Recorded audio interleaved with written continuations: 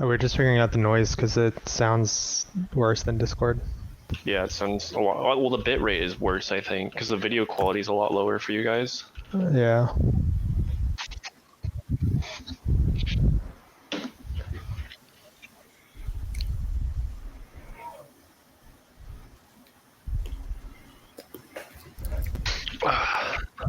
Back to Discord for now. Oh, we figured it out. All right. That sounds good. Thanks.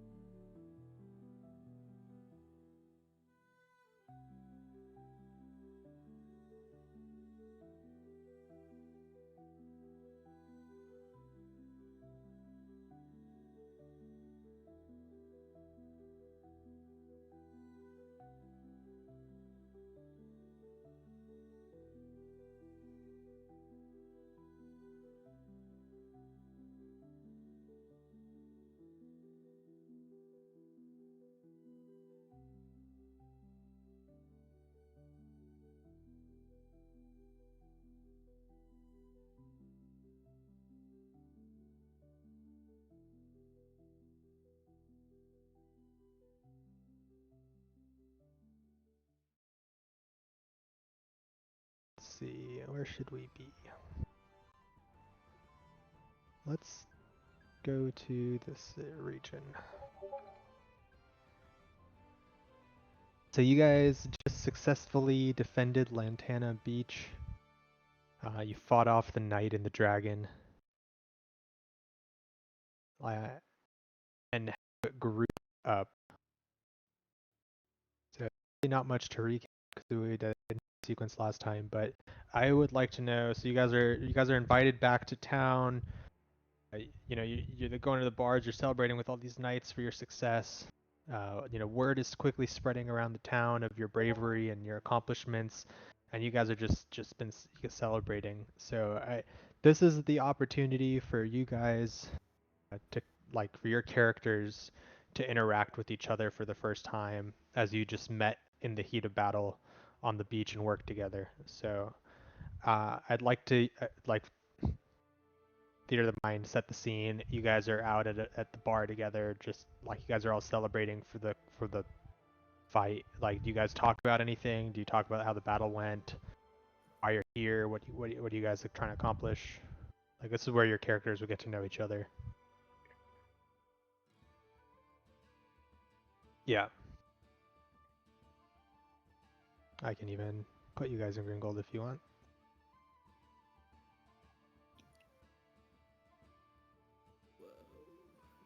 Put your actors on.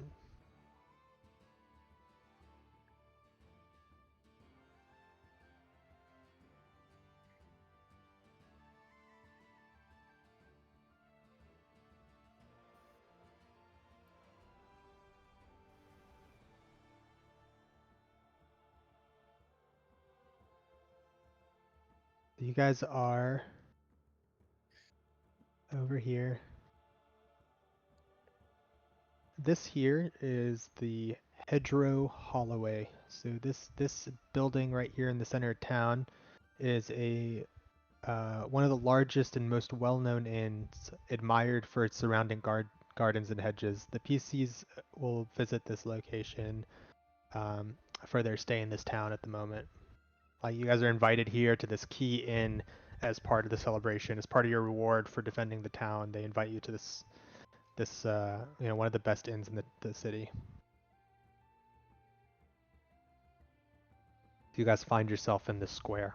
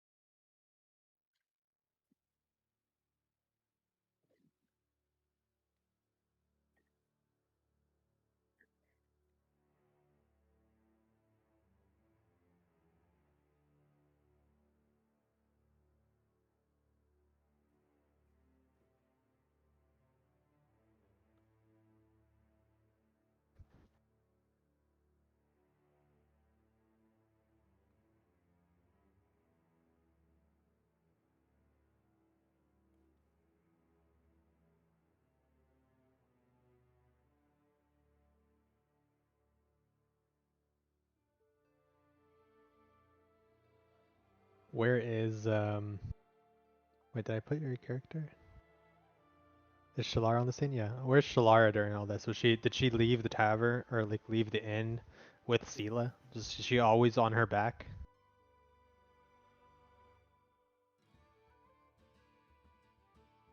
You're muted, Keith.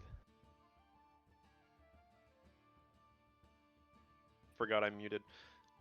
Yeah, Shalara also standing out very heavily as she rides on the back of Sela, just kind of relaxing after the battle, not really giving any care at the moment, just kind of just hanging out, taking the free ride without having to walk. Really appreciates that, and ignoring the screams of pain of other people as Sela stomps over them apparently. All right, what's Lyra doing? Is she following to the tavern? Is she already at the tavern, or is No, she's sticking with this following group? around, not standing out, but observing the crowd and listening to their cheers. And through listening, I observe Sela and them walk into the tavern, and I follow in, curious. All right. How? That's the inn.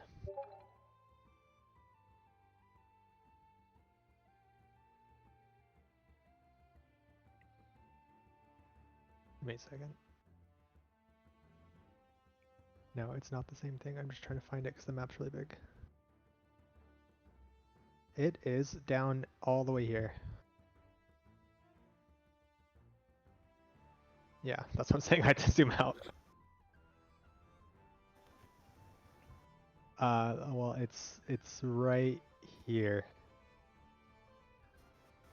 Like this building right here is the tavern. Oh my, it's big. The big one. Yeah. Kind of this whole corner, this whole thing is the tavern really. Well, it's a big place. It's one of many taverns in Greengold, and it's one of the most exclusive ones, like a very celebrated tavern. It's called the Laughing Gale. And it's one of the most popular taverns in town, and where a lot of the celebrations happening because it's right in front of the Founders Square uh, and the Temple of Callistria. So it's a very important square in the city of Greengold right here.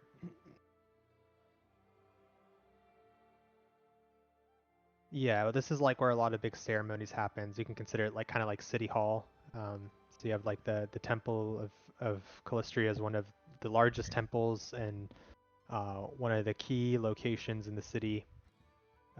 And the like the square here, right in front of this inn, is like one of the largest public squares. This is where festivals are held, where you guys like where a lot of the townsfolk are celebrating your victory right now. So this is like you're given a place to stay at this inn as part of as like your as a thank you for saving the town, and they're hosting a celebration for you in this square.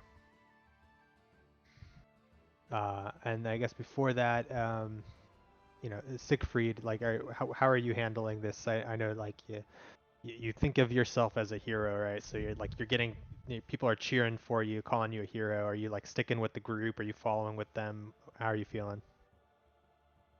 I'm running around, going up to each individual person and shaking their hand and showboating to them.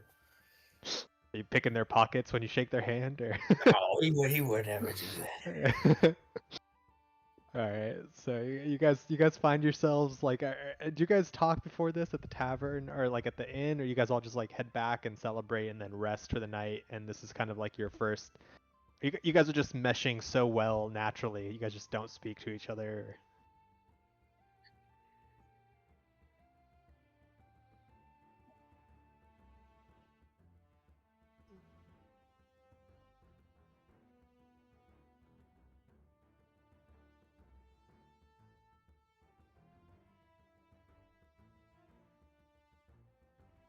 Okay.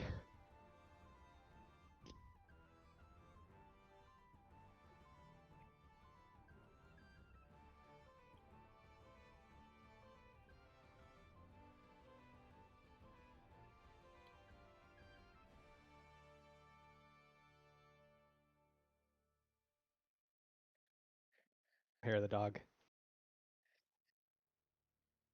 All right. Shalara, did you speak to the rest of your party? Did you guys interact at all at the tavern?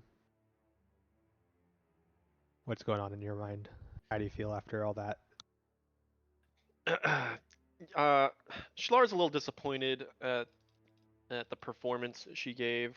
Uh, like obviously she did a lot of damage, but she's a little down thinking about how her chain lightning did not wipe an army like she had anticipated. In the past, she's wiped out waves of enemies with it, so she's a little hung up on that bit of detail. That's why she's been just kind of riding on Sela through town, and um, it's not great when one of your signature moves does not signature as it should. But she's interested in knowing the team as well once she gets to the bar. All right. She hits him with the old nice to meet ya. She's from New Mexico, From New so Mexico as well. Nice. Oh, She's from her Galeria, mother New Mexico. Yeah. her mother is a human from New Mexico, so Yeah. she's half elf. If you guys were wondering. I don't know. Is Lyra from New Mexico as well? What's Lyra up to? She recognize the No, accent from her travels. maybe faintly, but she's never really spoke to anyone with that background. But From New Mexico. Lyra's tired, she'll go to sleep first and come and be awakened by Sela, and of course, very interested by her aura. I have to go investigate and talk with them. Yeah. And Siegfried's just enjoying it up, bar, just soaking it in. yeah. Is he hanging out with the team, getting to know them? Sure. All right, so I'll assume that you guys are getting drunk, you're celebrating, you're eating at the bar, you guys are having a good time at this festival. You guys get time to talk to each other. You start disclosing some things about your background to each other. About your previous adventure, how'd you get here, what you're known for. So I know we did a lot of like character background introduction stuff last session, but your characters wouldn't have known that info. So I guess this would be the opportunity to give some background to your team. Like I think we talked about it a little bit last session, if I'm remembering right. But like you um like Lyra came from the Dwarven Kingdom. She was helping with the events that transpired down there recently and was telling you about her adventures. Sela and Shalara are coming from the last wall fight against the undead, and they're talking about their arduous time at the front line and dealing with all these undead combatants. So this undead knight and dragon weren't anything new to them. I assume Siegfried would be, he came with Lyra, so they have some background together, and they would have known that the events of the Dwarven Kingdom, they were both a part of it. Maybe not together, but they were both involved in some aspects of that adventure, and so they were, they're bonding over their time in the Dwarven Kingdom, maybe, as you guys get to know each other a little bit better. I don't. Up to you guys if you disclose anything personal about your background, but at least you guys talk about your adventuring history to each other and bonding over your shared love of adventure and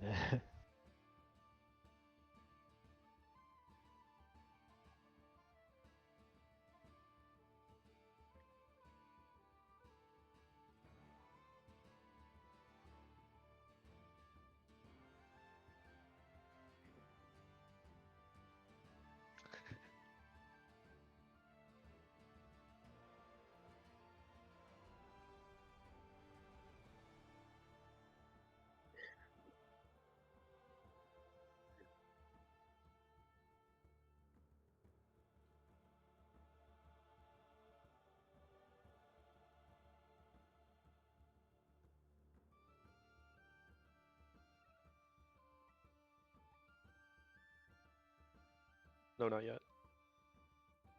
you know, Sela being Sela being such a serviceable person who's just always down to like have people on her, around her. Zamira knows her well, so she goes and finds a table that's like not connected really well and like loosens it up and takes off the lid and she puts it on the back of Sela and turns Sela into a table for everyone to sit at.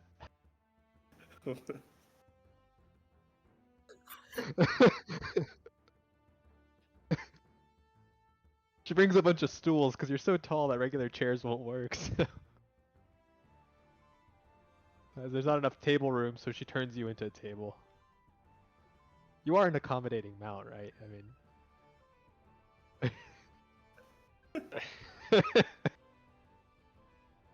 All right, she gets you guys some tables, and you guys are the main attraction, right? You guys are there to be celebrated. They have you at a place of honor in this room, and everyone's coming over to trying to make connections with the new local heroes. And not only do you guys tell each other about your adventures, but everyone around you is like intently listening to all your accomplishments and all these other things you've done, and they're like, "Oh man, no wonder these people were able to stop this invasion. Like these people are they've done so many other things that are like way bigger than just saving this beach from a couple powerful undead leaders." And their awe of you guys is just elevating, right?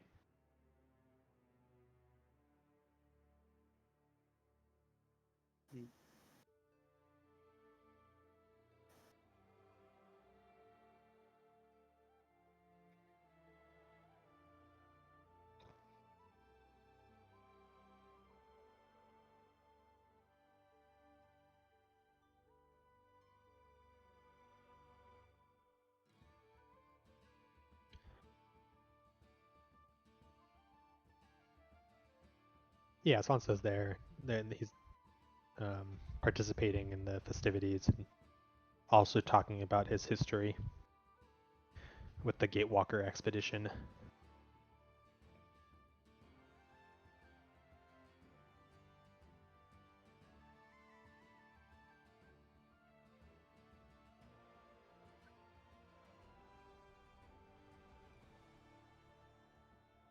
Yeah. Oh, sorry.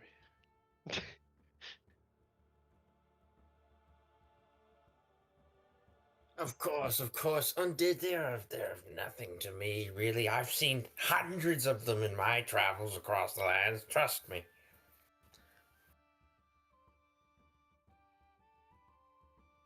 Oh, far off lands. Here and there. Is You 6 can feet always old? see the sun.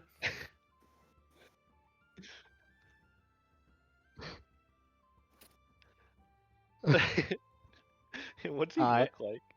he wears like a white hood and a white mask. He Uh-oh. looks like a Rasmussen. Like a Oh, okay. Rasmussen from the Ku Klux Klan. Oh no.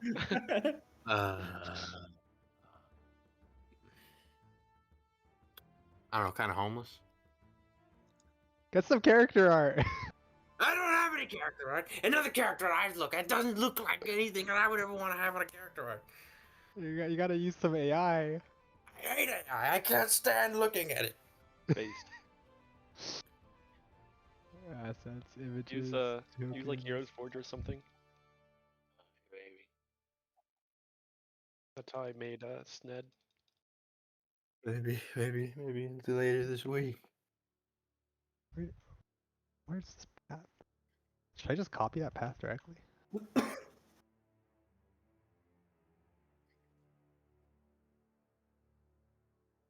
Okay.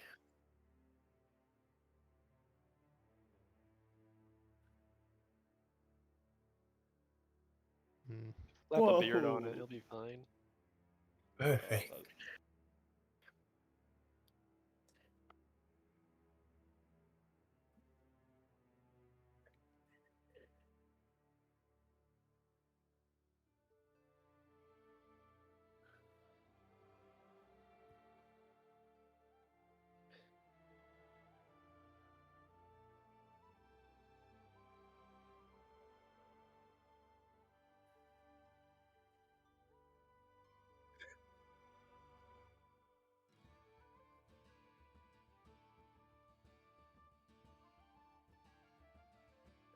Wrong with her face.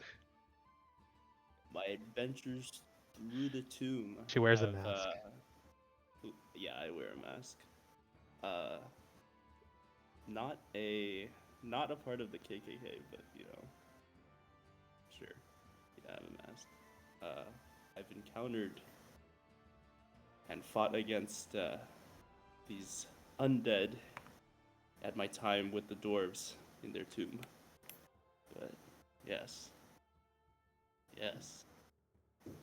The Sky King. king, the Sky King.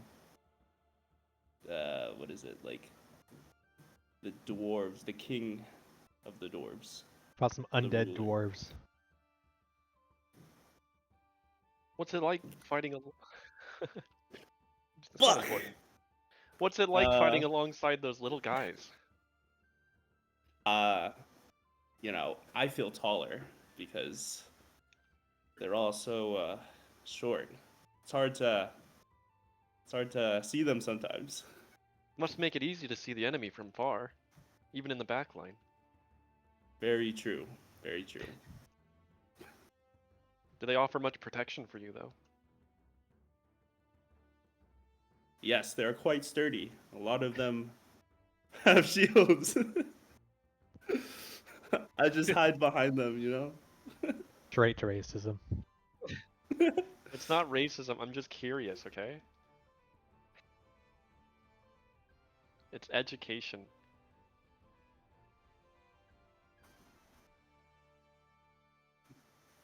Damn.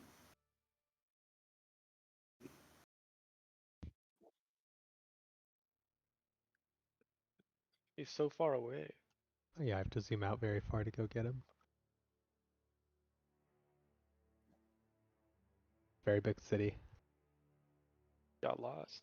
All right. You guys have any more things that you guys want to bring up and talk about at the bar before we do a little bit of a montage? What's your guys' style of combat? We fought together, but, maybe we could improve upon our strategies a bit more. Not just use might.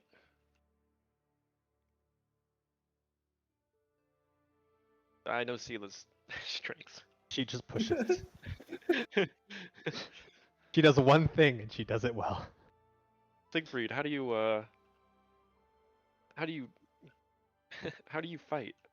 Well, Why can't as you you try to get saw close? in the battle, of course, you witnessed my awe-inspiring aura that seemingly Mhm. when you were just around me, you seemingly just fought better, as I'm sure you noticed that.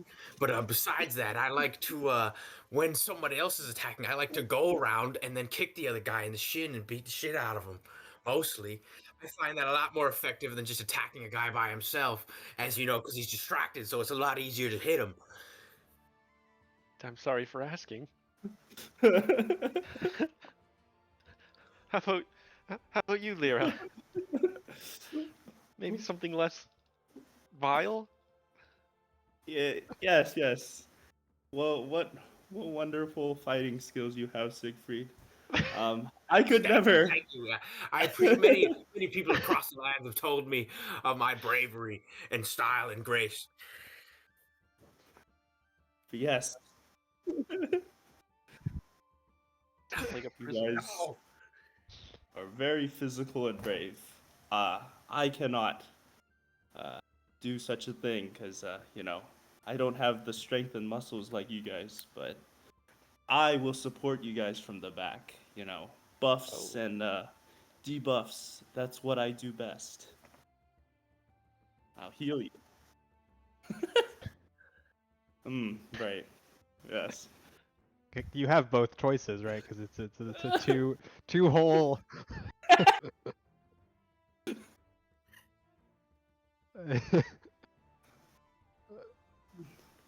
Mm. Oh no. Alright. So you're just a full human with a horse on your back then? Like that's probably That's good. great. Yeah, it's probably for the best. You can keep it PG-13 now. Stuff. Hold on. Wait, is Zamira a two? If you were a GMing, you two, just would have never noticed. I know. two horse? I wouldn't have noticed. Oh, they missed. Two The audience missed all of my good exposition. Zamira also has two Kelp holes. is devastated. oh, thank God. So do you have 2 holes or 4 holes? Because like 3 holes maybe? Keaton, the player, has his characters have a Sela. total of. Oh, Sela has 2 holes. So like normal amount. Yeah. So like. Oh, 4 in total. 4. 5 holes per? I mean, centaurs are bigger everywhere, so depending on what ancestry is with me, like ears might work. 6, 7 holes? 7 All holes. right. So you guys are you guys don't like are you guys are plenty drunk. You guys are getting shit faced at the bar. Conversation's getting way off track. People start speculating about Sila's number of holes. There's a whole betting board that's set up now in the bar with chalks. It's like, have you guys seen Deadpool and then they have like the Yeah. the whole Deadpool. voting on the list of like, so there's like number of holes and everyone's putting like money on it. The whole Uh, pool. Yeah, the whole pool. And while Zamira doesn't wear a helmet, so it's pretty clear she's a female, and even telling from the armor, probably a lot of townsfolk didn't even realize that Sela was female because her armor is just so thick. You can tell by the cut of the breastplate there, but like if people aren't paying attention, they might not realize that Sela was female, especially because her voice is so deep. And that just adds a whole other layer of confusion on top of it already. You just have to get to know her. She's really girly. Yeah. So your characters get to know each other more, and you guys get a, like bond a little bit more. You're excited to have a couple more skirmishes with the undead together after that successful engagement that happened on Lantana Beach. And word is quickly spreading about your accomplishments, and you guys are being treated like celebrities in Green Gold, even days after the battle. And you're earning more trust and admiration from the inhabitants of this port city of Green Gold. And I assume you guys are helping around, taking on tasks and challenges, and helping the city more while you're here. So word of your accomplishments, even before this, people start looking into you and figuring out all these other things that you've done in the past, and then word's quickly spreading. But like the extent of which you know, your like status is highlighted is when you hear that a herald of Queen Talandia has arrived in Greengold and requests your presence at the Temple of Callistria. I don't have any presents. Temple of Callistria? Yeah. So Is that here? You guys get up one morning at your tavern. Yeah, that's right here. Here, not in Kyonin. Yeah, I need to put art on this screen so I can mark things better, but because it's marked on my screen through like A1, A2, A3, like You can notable reveal locations, those. you know? You can reveal those to us, or you can put text boxes down. Yeah, I'm just gonna have to put some images or text boxes down. For now, it's right here. So you wake up one morning and you're delivered a notice saying that a herald of Queen Talendia is here and requesting your presence at this temple.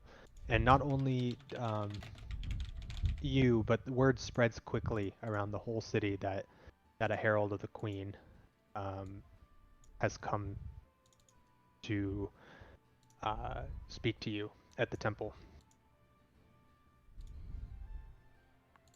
I assume you guys all head there. Mm-hmm. Yeah. Is this the Alright. same morning?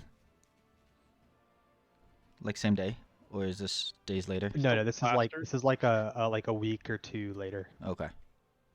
We're no longer plastered. Okay. Well, maybe we are. Let's see how this Silo's works. always plastered. Sorry, give me a sec. I want to test something. I run better when I'm drunk. As long as I don't have to run, I don't care. How do I play the music? It's in the music tab.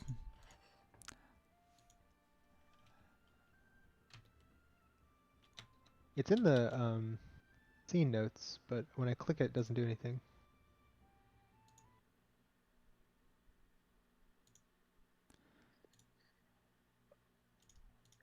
What's the track called?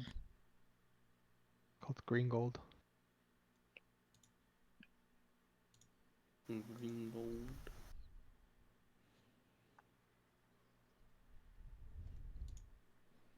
There you go. I don't know where. Yeah, I don't know why I don't see them in this list of Wardens of Wildwood. That's well, that that's the book wrong adventure path. It's in Oh, book 1, yeah. Whispers in the Dirt, Ambiances. Oh, that's why. Okay, thanks.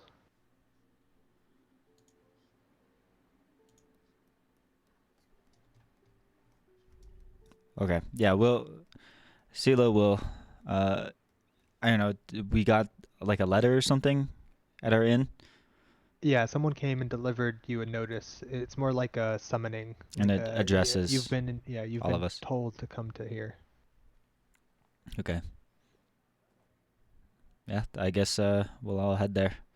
This time Alright. Silo will make sure that we're all together before she heads out, but we arrive together, I suppose. On arriving, the doors of the temple open. Delamian, a herald of the queen, walks out atop the steps, dressed in shining gold-trimmed green doublet with a cloak of emerald brocade. Standing at attention, she produces a small scroll, holding it open for all to see before she reads it aloud to the PCs. So this is what she looks like.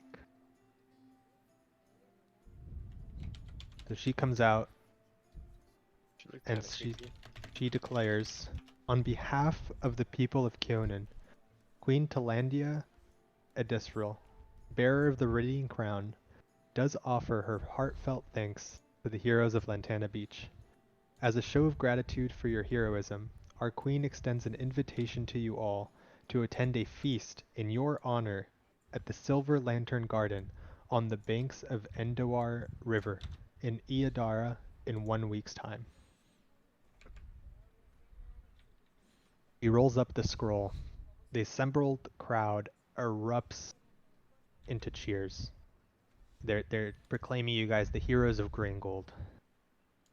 And during the proclamation, you guys are able to hear your names just echoing through the plaza. They're cheering you all on. You're all celebrities of different fame, and there's different fan groups already set up for each of you. And Delamian walks up to you guys as the crowd is cheering, and she kind of breaks character a little bit to give you guys an admiring grin, and steps toward each PC who wants one fierce hug before making her way back to the Queen's Court.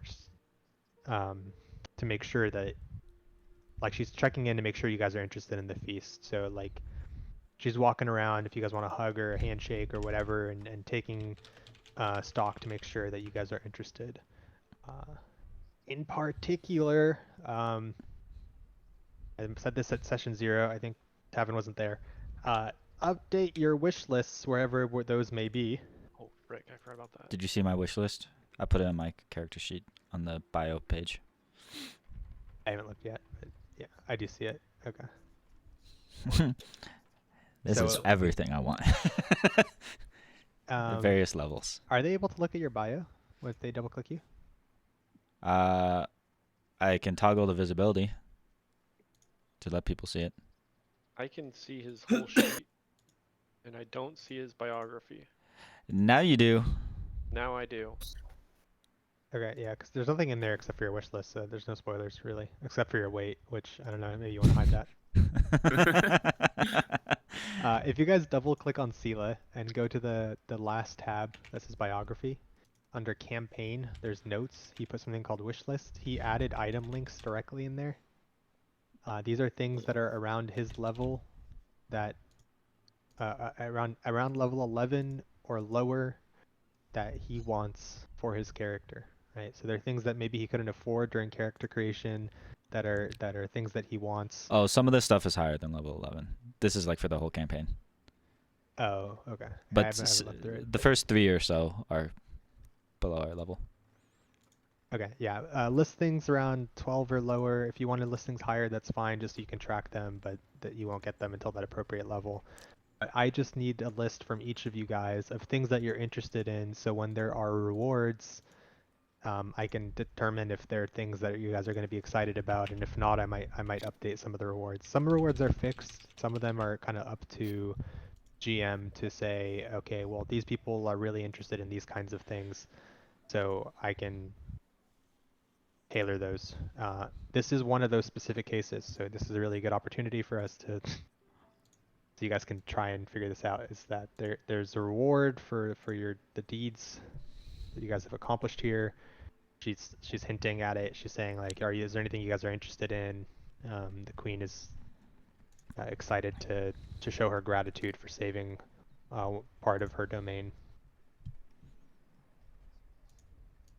So please update your wish list.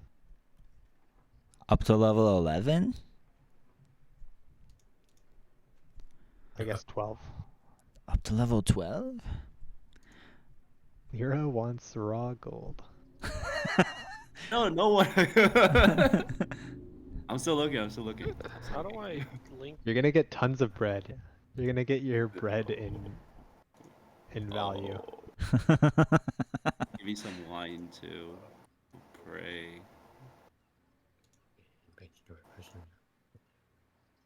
All right. Okay, so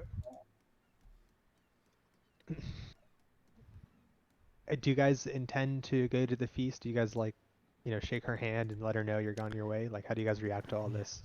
Oh yeah, I give her. She hugs us, right? I give her a If you want to. big beefy hug back. Yeah. She's down for a hug. I give a gentle hug in return to her fierce hug, Yeah. with my hand slightly too low. Nice. Not You're pretty short, Not perverted so- low, but slightly low. Yeah. She's taller than you by a lot, so. Is she? I'm an elf. Only half.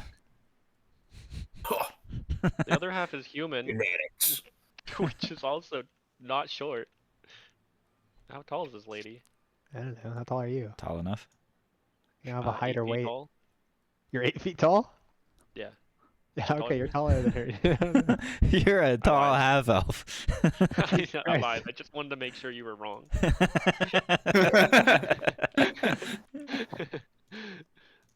decide on my height. I don't actually know. Like, I'm 7 feet at the hip, and like 10 feet at the shoulder, or I don't know, 12 feet at the shoulder. like 5'10", we'll say. That sounds like a good enough height. She might be a little bit taller than you, but not dramatically. How does Leah react? Light handshake, you know. Don't like those hugs. But a cop to feel, but you didn't. Siegfried? Siegfried is of course not surprised that he would be invited to any sort of feast. So he gives her a firm, really, really firm handshake. All right. All right, let's go back to the world map so you guys can see where you're going. So you guys are heading to Iadara. It is right here. So you're traveling together. Do you guys discuss your travel plans? You guys are, just so you guys for context, this is where you're going over here. So you're traveling from Green Gold to Iadara. How are you getting there? You guys going together? Are you guys Centaur back. riding All riding Scylla? riding Samira and Sela the whole way, or is there a carriage that Sela's pulling? Or Zamira will pull the carriage. See you in it? I can carry 2 small people or 1 medium. Same with Zamira. But Zamira can pull a cart. She can pull a wagon with people in it. All right.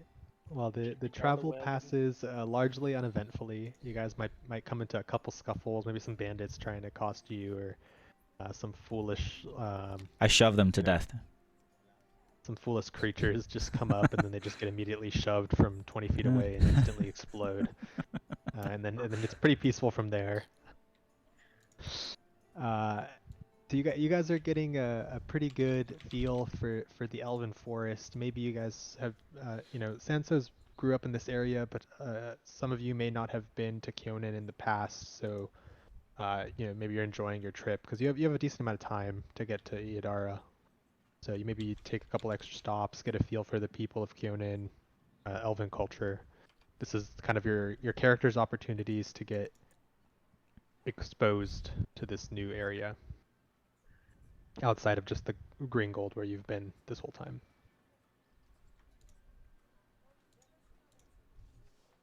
The roads are all safe and well maintained. You don't run into too many issues. The scenery is really, like nice, green, lush forests. Really,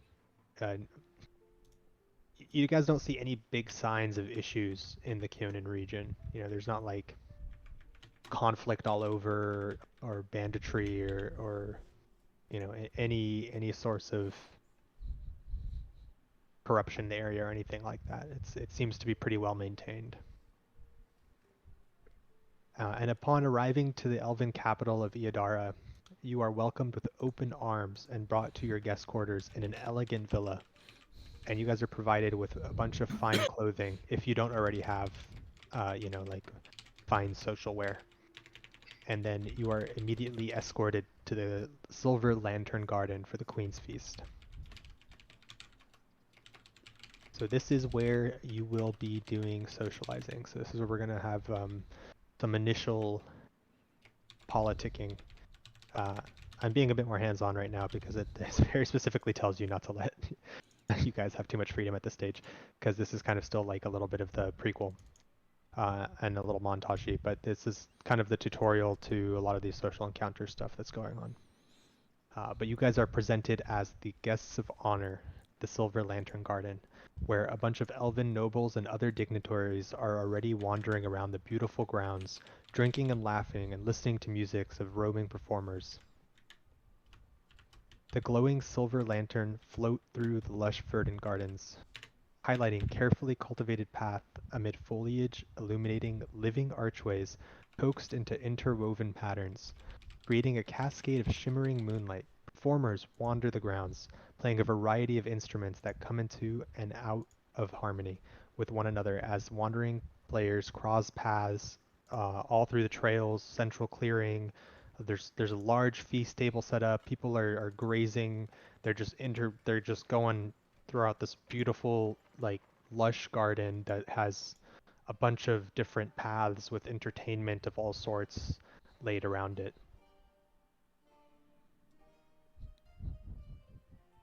And if I can find it, there is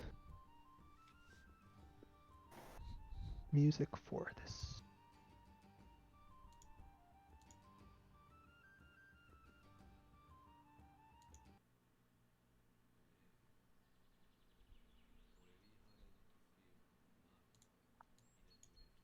So once you guys arrive at the party, immediately, you're free to wander the garden and talk to various nobles. There's a bunch of dignitaries and elves and nobility from this capital city that are excited and eager to talk because as you guys arrive, you guys are the guests of honors. They introduce you and your accomplishments, and there's all these people that are really excited to speak to you. So this you guys have free reign here. You guys are socializing at a kind of somewhat political gathering.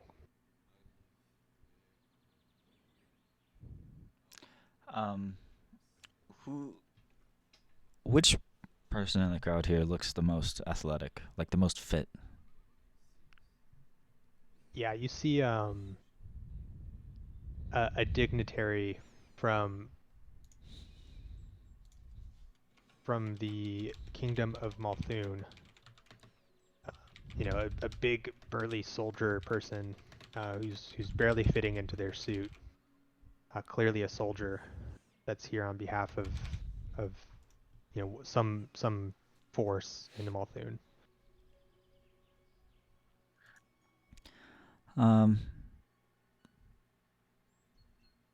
Okay, I'd like to make an attempt to gather some information on this guy.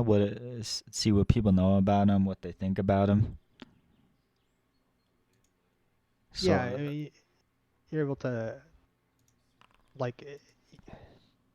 unless I can just freely get some information. Yeah, you're able to kind of tell that they're from Multhu and they're wearing their colors. They're from some private force in that area. You see some merchants from Druma going around, a couple other maybe some knights from the last wall that are in the area. All these people from adjacent countries are here, interested in what Kionan's up to, as they've been really putting out feelers lately to seek out assistance from other neighboring countries. So a lot of people are represented here. There's a lot of dignitaries from countries. A lot of these people you might know, and from talking to other elves in the area, are kind of members of the local what are they called?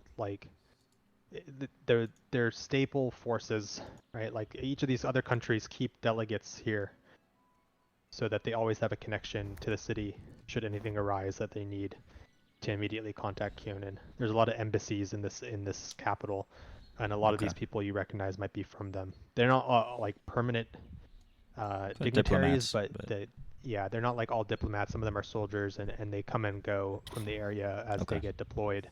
But they all the neighboring forces have some local presence here, and that's the kind of the person you're seeing. But you're quickly accosted by a lot of these maybe not as strong looking elven noblemen who are all here just to talk about political events, right? So you're quickly asked what do you think is going on with the Whispering Tyrant? What do you think will be done about Tar-Baphon? Oh, Sila's got some opinions about that. Anyone that brings up Tar-Baphon to her, she just scoffs, and she'll say, "That coward Tar-Baphon sits in his little castle, sending out this pathetic army. He can only get the mindless to follow him. But we'll vanquish his mindless army. And when he's done hiding, We will destroy him once and for all. Oh, so you think his acts of aggression will not escalate? I think they might. But he hides to build his power. If it were up to me, I think we should assault him while he is cowardly hiding in his little island. We should take the offensive. Some other noble elves that are in the area that were kind of listening on the conversations come in and she says, oh, well, how do you think the other nations, as she gives like a scoffing look at, some of the merchants from Druma and that guy that you spotted from Malthun, along the Lake of Encarthan shores are handling these matters? With a bit of a haughty tone. Can't speak for what they do, but this is what I think. All of the nations here, should work together to pursue him. If we don't, his threat will grow over time. He does not age. He will outlive all of us if we do not end him.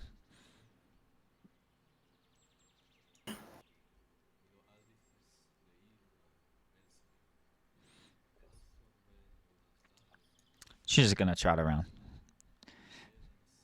Yeah, so she clearly like scoffs at that and kind of heads away because she was just trying to start shit, you know.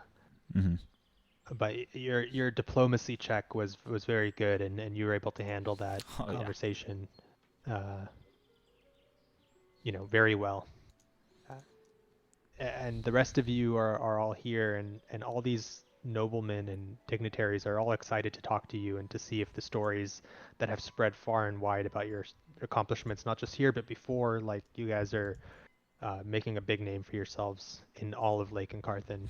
All of a sudden, you guys are the hot topic. So they're all here to see if you guys are really what the rumors say or if they're exaggerated. So I guess kind of Sila's kind of covered here, but how about Shalara? Like, how do you interact with these dignitaries? Do you ask them anything? They're coming up to you and saying like, is it true that you fought in the Gravelands? Like, what were these enemies like?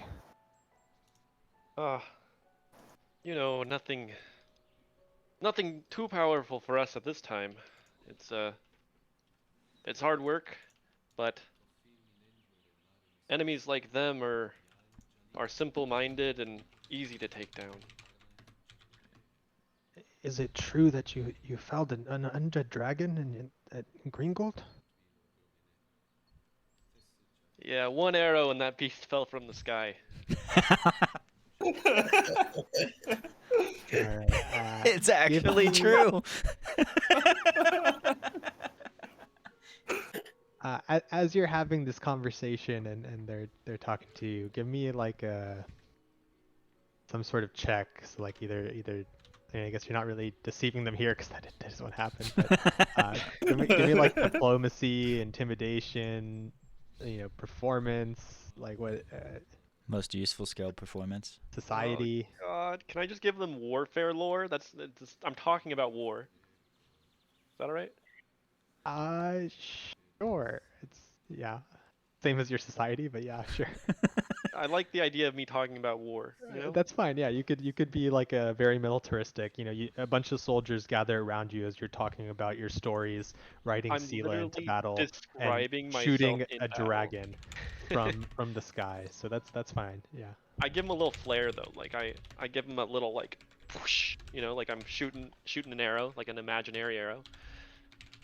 Yeah, do it. I spice it up a bit. Roll performance. Do you want me to? No, I'm not doing that. Do you want me to do this blind?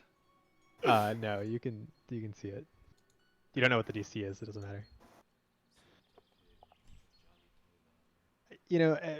The people around you are impressed by your accomplishments.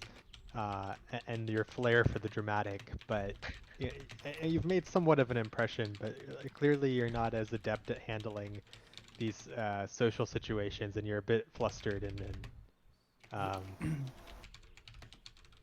people are like thinking of you a bit more of a soldier, a brute, than really a more social person. but they were pretty impressed with your stories. They fucking love my charisma, but they think little Shalara is a brute. I love it. I am a brute. I Yeah, I I mean- don't do talking. like all the soldier people kind of gathered around you for your stories, but all these noble people that just don't see combat and they're more like diplomats and politicians, all kind of this is a social gathering. What is he doing? What is he pretending to shoot an arrow? She? In this beautiful garden, unbelievable. So some people are not happy with it. What That about was a good Siegfried? roll. They're freaking jerks. Oh, Siegfried.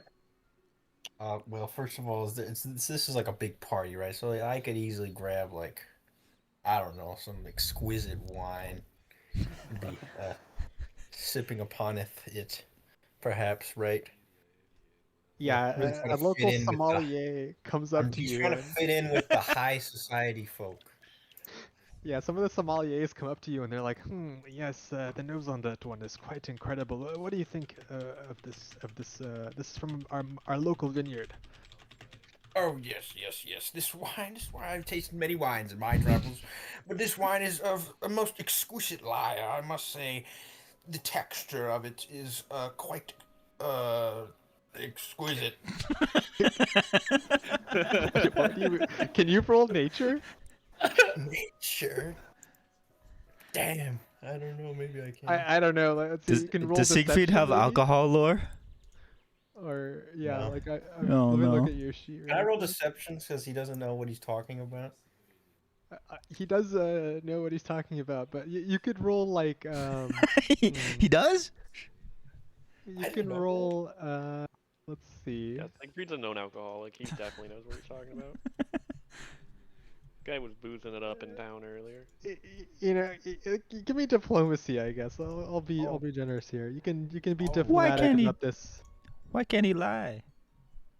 He can lie, I guess, but the DC. I would guess be it doesn't lie. matter. Okay. Yeah, I mean, he doesn't agree with you on your notes, but he knows like being a sommelier is really it's up to the observer in a lot of cases, and he sees that your perspective on the matter, and you're able to navigate the situation with elegance as you go around and just schmooze all these politicians. You're avoiding all these battle people, and you're just going up and talking to the ladies and talking about your heroics, and you're going up to these politicians and sommeliers and just showing off your knowledge of wines that you just are making Perfect. up as you go, but they're all just entranced by your charisma. Amazing. What's Lyra doing at this party? Lyra is trying to scout or gather information, some tea amongst the nobles to see if what is hot in these circles. Okay, let's start with a roll on this one. Since you're 396 miles in the air And not frightened. and not frightened. Yeah, you guys should take And off your not conditions. curse-bound. Oh wait. We're all full health. A -1 in athletics, nice. I got So all the how are athletics you- she needs. How are you doing this gathering? Like, are you trying to be diplomatic about it? Are you trying to intimidate people into giving you answers, or are you trying to trick people? Like, how are you doing this? Like, there's a bunch of noble people and diplomats going around. Like, what are you telling them? How are you trying to get this information? I'm being diplomatic. Alright. I gotta learn about where they're from and, you know, try and tailor my own beliefs to them so that they can willingly give up information.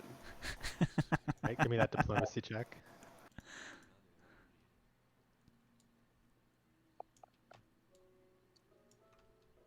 It's Pretty good. All right.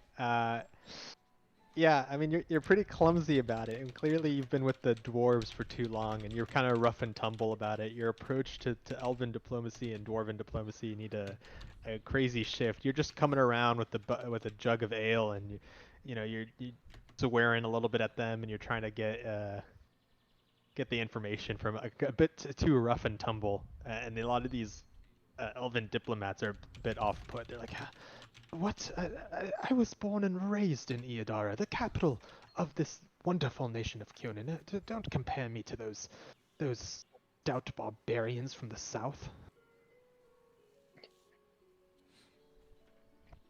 Your attempts to gather information do not go over very well. You're not very well received at this gathering. But that's a 2 and 2. So Sansa, I need a roll for Sansa. And Sansa's here, and he's enjoying the nature of this garden, like the wonderful, you know, the way it's organized and how it's decorated, and he's enjoying the music, and he's going around trying to collect information from other people enjoying the beauty of this garden and the music around, and he's just socializing with them as he does that. So he's gonna roll nature, and he successfully just talks to all these people about how well this garden is maintained, and how a lot about all the different kinds of flora he's seeing, and their unique traits, and people are entranced by his knowledge and information and social skills regarding nature. And then suddenly, you know, the whole crowd starts dying down and gathering at the front. It starts. People are anticipating something, and you guys might be a little bit confused, but you suspect someone important is coming out, and you recognize someone coming up to you to explain what's going on. Delamian, the herald, comes up to you guys, but not really in a not in a business setting, but she's more socializing, and she looks a little nervous and excited as she reveals that you know, she's one of the queen's younger cousins, and as of this week has been promoted to a member of the royal guard, and that she would like you guys to make your way to the center of the garden, where you can kind of hear something's going on, like the melodies are unifying, and we're reaching a harmony and a crescendo, and everyone's entranced by what's going on with the music, and they're all gathering at the center. And she tells you that Queen Talandia is arriving, and she wants to see you guys at her arrival location. So as you guys head over there, you notice that grand wooden gates made of intertwined branches of a living tree swing open and allow a flock of songbirds to flutter forward. They fly right overhead. The whole crowd is entranced, like, "Oh, wow!" And the songbirds they're singing it's like harmonizing with this crescendo of this this like melody is coming from all parts of the garden, and they're all combining here along with the songbirds. And Queen Talandia arrives at the peak of this incredible musical masterpiece, and she makes her way to the table, exchanging pleasantries with people around the court as the assembled guests all find their seats at this feast. You guys take your seats kind of at the center of this garden, and then as the guests of honor.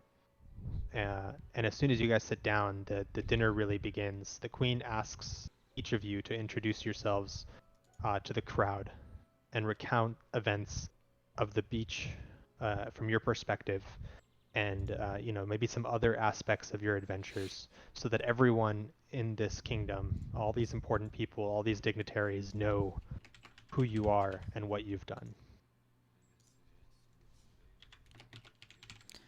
So, Sela, you want to start? Of course. Just a quick route before that. This is what I meant by like your elevator speech when I was talking about session 0, where you're gonna have to have a quick rundown of what you've done. So this is what I was referring to. So I hope you guys prepared. So how are we like introduced? What is leading into us speaking? The queen is has introduced you guys as the guests of honor, as the heroes of Lantana Beach, and heroes of really this region of Galarian. All of you have had accomplishments and have tales of your success and heroism have reached her ears even before the events of Lantana Beach, and she'd like you to also inform the crowd who may not be as informed as she is about your heroics. Okay. She looks over at our heroes table. Probably as everyone looks over at the table, they see Sela first just because she takes up so much more of their vision. So she'll she'll take a moment to very carefully step out from the table, or her slot in the table. I guess it probably doesn't have a seat. To try to avoid breaking any glasses or table or anything. She straightens up, and you can tell she's a little awkward trying to fit in with wearing, whatever type of dress a centaur wears that isn't that's more formal and not armor. She'll just announce, "Hello, I am Sela Chiarelli. I am followed by my fellow centaur here, Zamira. We hail from Iobaria. From a young age, I have engaged in warfare. There's much in this world. I left my home to defend the defenseless at a young age. I left and joined the Mendevian Crusades, the 5th and only successful crusade. I started out as a simple supply runner. Us centaurs often serve in such a role, but I learned much from the soldiers there and their stories and what was going on. I paid attention, and I learned how to fight, as anyone in a war zone must. And eventually I led a small battalion, a Cavaliers Legion. That is where I met Zamira. I was not the sole hero, of course. I did not even participate in the final conflict, of course. Many of us were in the war, but there are mythic heroes from that crusade, and but I did my best to support them and vanquish many demon legionnaires. So I understand your struggles here in Kayonan well. After the war, I aided the Reclaimers for some time until I saw what that evil lich was doing in Last Wall. I contributed what I could with my small battalion. I led us down to the Gravelands, and I had been there for the past several years, slaying as many undead as I could.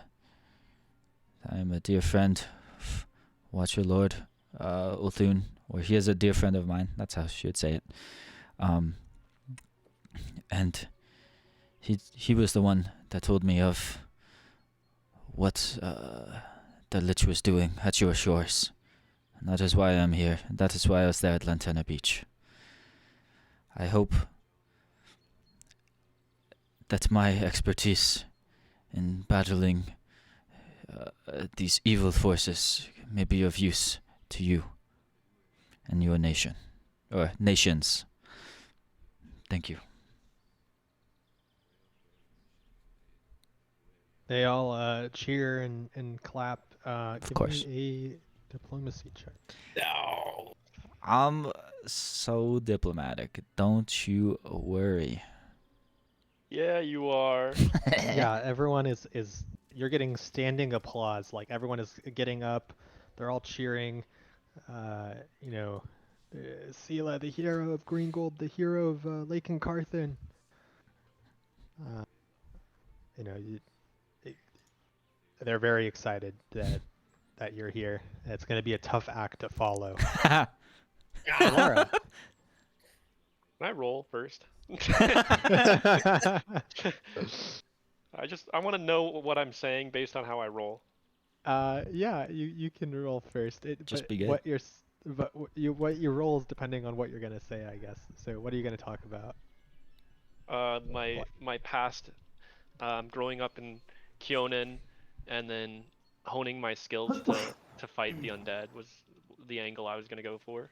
All right. So are you gonna do that like diplomatically? Are you gonna intimidate people? Are you gonna do it like? Are you gonna be performing? Are you gonna be talking about all warfare tactics? Like what? Yeah, What are you you can doing? do a little stage play. I figured I'd talk about society a little bit as I explain my experience as like a half elf, Yeah, sure. Okay, yeah. trying to like prove myself. That's fine. Okay. Give me society. That's fine. Okay. Yeah, figures. Yeah, you did not succeed the check, so I guess go with that in mind. Okay. uh, hello? Is there a Is this microphone? thing working? And then he doesn't even have a microphone. So you're just like, can you guys hear me?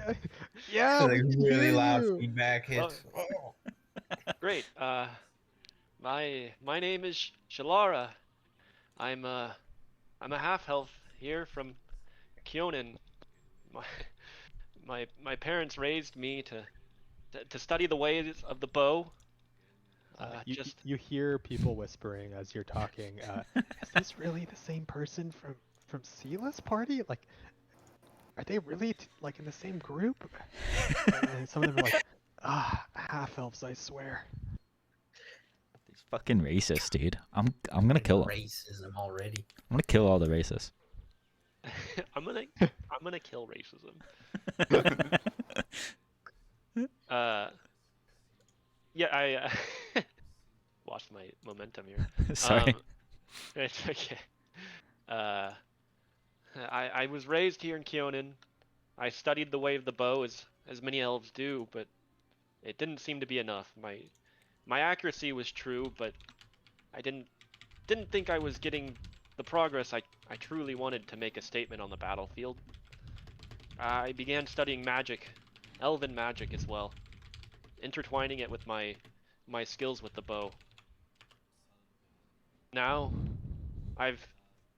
think I've honed my craft, at least enough to fell a dragon or two, and to slay undead on sight. You can see a couple of the nobles kind of scoff at that, like they don't believe you. You know, like people who haven't actually seen battle and can't tell strong from weak. Silo whispers to Shlar, shoot them. Show them. I begin casting arrow salvo. I cast chain lightning to where I heard the scoff come from. Just that general direction. I know I'm not one for public speaking, but I promise you, you're all safer because I'm here. And I'll continue to put my life on the line to protect this nation and to help the Queen. While you may... I was about to insult them, I'm not going to do that. While you can continue to live your peaceful lives, I'll continue to fight the front lines until the day of my last breath. I'll ensure that nothing will breach the walls, so long as I can stand. And I'll use whatever means I can to do so. Yeah, you hear some clapping and some cheering from the crowd. I mean, you're still recognized as a hero, but it's there's certainly not the reception that Seela received. They'd change their attitude if they saw me cast Chain Lightning. They definitely would. All right, Siegfried, Okay. you're up next. The queen introduces you. Siegfried is the next member of the party that saved Green Gold. So, okay, I want to make it clear. Okay, he's about to say like some really over dramatized stuff that happened to him, but he thinks that's what actually happens to him. So, like, do I roll deception for that or diplomacy because he thinks it really happened to him? It is up to you. If it's something you're convinced of, I don't think it's lying. Oh yeah, I mean, You wouldn't be they're using the lying same- skill. They're the same role for you, so it doesn't particularly matter, I guess. Pick whatever your character, whatever makes sense to you for your character. I guess diplomacy because he thinks it's really real. That's fine. Yes. Yeah, I mean, they were already enamored with you before, but now it's like everyone Oh. just they see you stand up and they remember your socializing earlier, and a lot of especially a lot of the female elves are like kind of swooning a little bit, a little starstruck. Yes. So I want to make it clear that he has barely drank any of the wine that he has. He still has like the same glass of wine before. He barely drank any of it, and he They're convinced that you're hammered. yeah. So he stands up and taps his glass. Ding ding ding ding ding.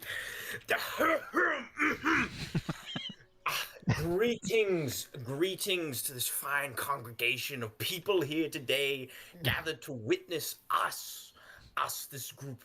I'm sure many of you heard of me.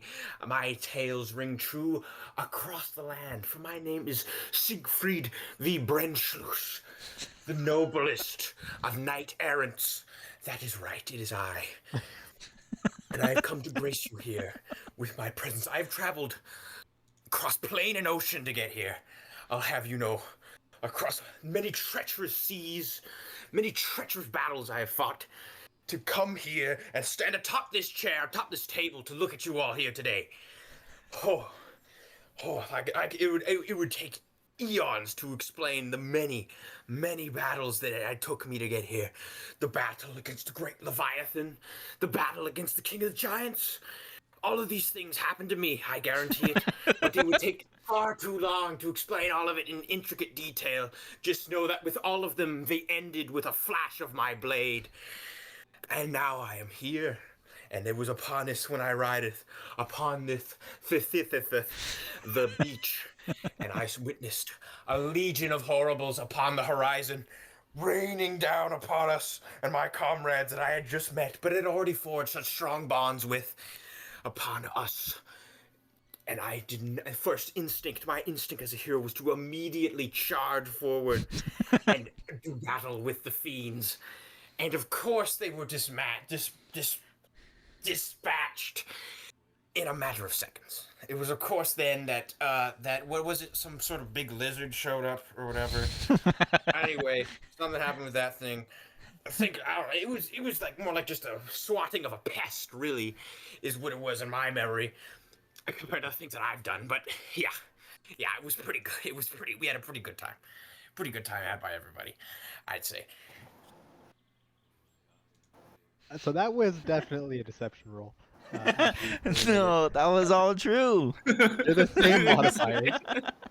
And you look around the crowd, and some people are kind of looking at each other like, they all have their own information networks. You guys have been pretty famous of late, so they might have looked into you before this, and they're like, I don't recall that any of that coming up when we looked into his background, but I mean, he was pretty convincing up there. It must be true with the way he told that story. Like, some people are a little hesitant, but most of the people are up and cheering, and the crowds are going crazy to have such a hero in their midst.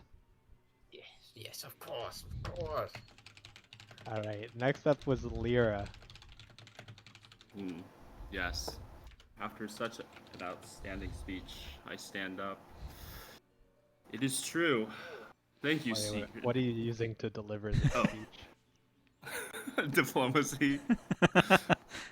Alright. In my speech, can I like aid him? No. Like no. Even Doesn't though need I it. may- Doesn't He need does it. not need it. Yeah. Does All not right. need it. All right. Thank you, Sigrid. It is true. I too saw such heroic acts from not only Sigrid, but the rest of the team. And I would like to introduce myself. My name is Lyra. I am but a humble wanderer. War I am Wanderer? from- She's a No, warmonger. No. He's here to start I war am- in our city. No. No war. I am from a far-off world, one that many of you may not be familiar with. You hear whispers through the crowd.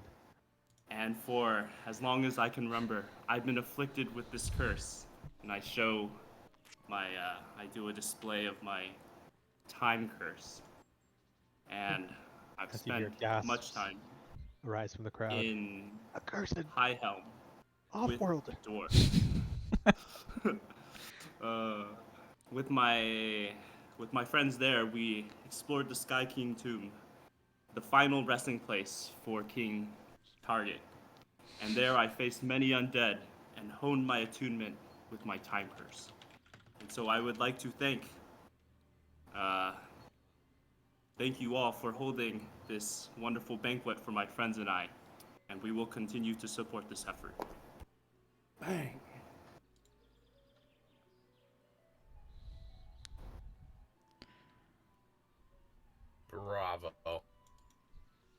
Bravo. And I will stand up and I will clap. Yeah, the whole crowd goes wild, seeing the whole group delivering such incredible speeches. Except for one of them, but some people like that one. Killed anything? Not here.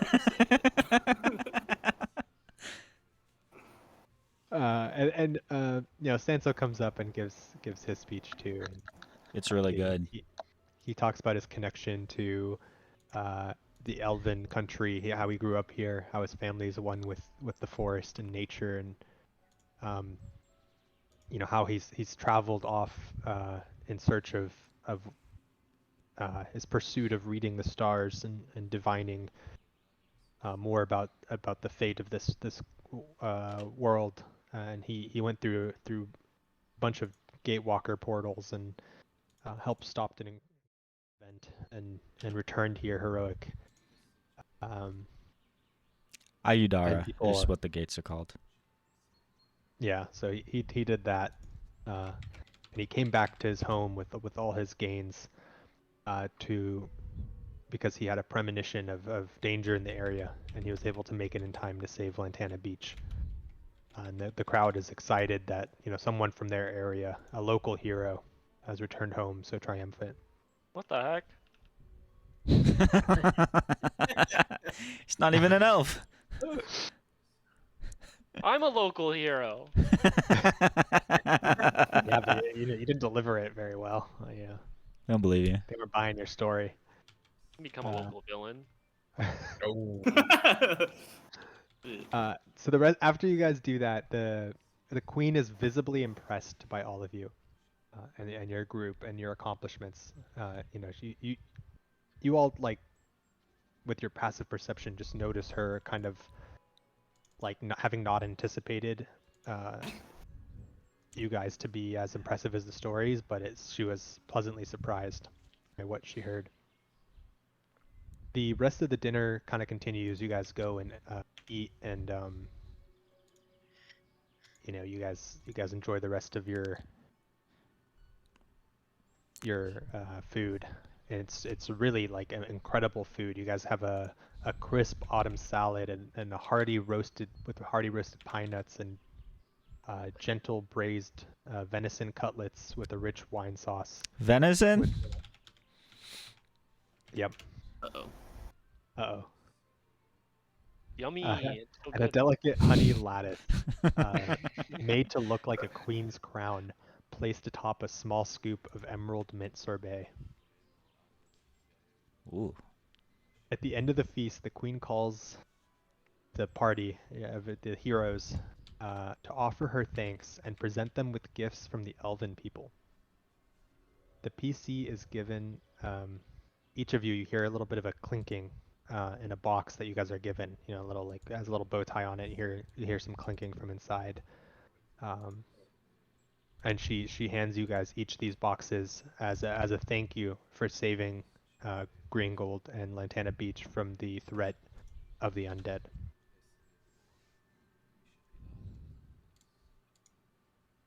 Do any of you open the box? I open the box.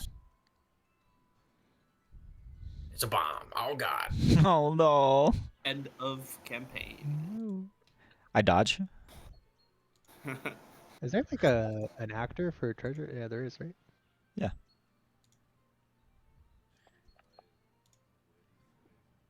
I don't see one. Did we not make one? I thought I made one. As a transient character for treasure chests. I don't know, man. You want to make one? Bit. Type. Loot. Yeah. Transient character. Create actor. Cool. Alright, I thought I did this before, but...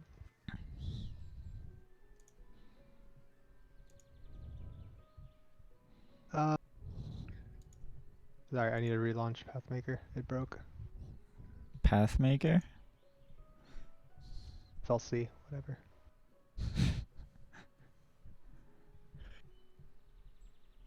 I don't know why it keeps doing this. What's in the box? What's in the box? I'm reloading. What's Give me in a the second. What's in the box? Could be anything. You see some gold and a couple potions. Jeez. That's it? I eat. I eat them.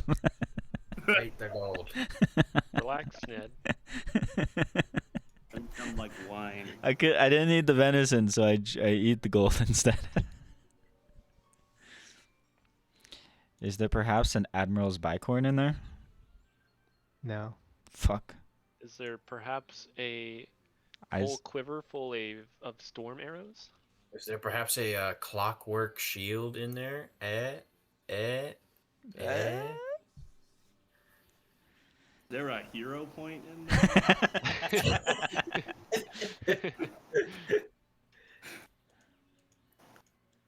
Is there some healer's gloves? So I can touch myself? Do that without the gloves. Oh, true. Alright. I don't know how to distribute to you guys. You guys are gonna have to do this yourselves, but I'm gonna place it on the screen so you guys can do it. So in Oh my each of your God. boxes, you find an elixir of life, a potion of flying, and a potion of resistance, Oh, as we well each as get one? 1,000 gold pieces. Okay, you guys each get the potions. I'll take the gold pieces to like make it fair. So you each get one potion, and each get 1,000 gold. Wait, so there's 4 of each. There's 4 of each. So each of you get one set.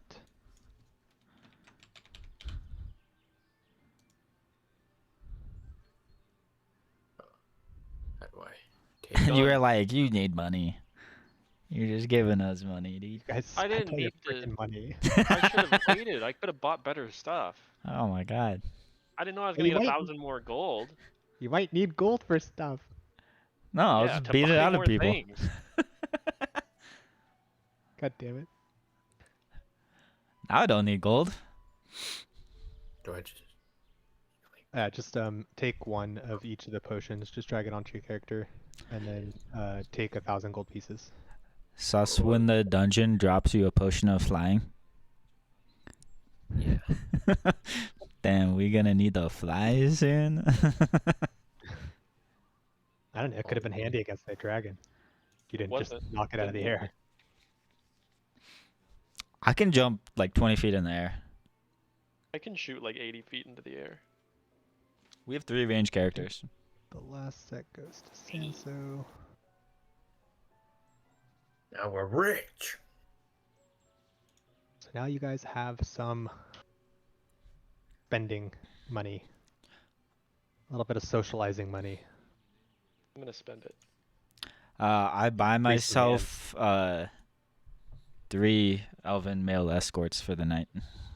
Oh, How much? oh. How much would that be? Expensive escorts. The best ones in Iadar. 3 of them I don't know. for the whole night. You know, why don't you have this on hand? Shortly after the gifts are given, the queen stands and thanks the assembled guests as they leave. For Oh, the she just gives evening. me some? And you guys stay behind and you continue to thank the guests as they leave, since you guys are the guests of honor, along with the queen. And once the guests all leave, the party is taken back to their guest quarters, as they're escorted home for the day.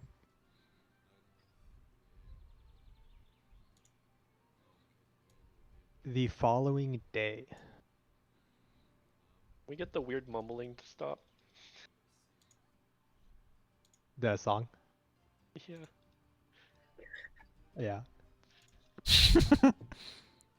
It's like just one voice. It's not even a mix of voices. I don't even hear it. I just hear the music. It's really faint. Yeah. I thought it was like. Well, I a already video turned it off. playing. Thank God. Jeez. That guy was creeping me out.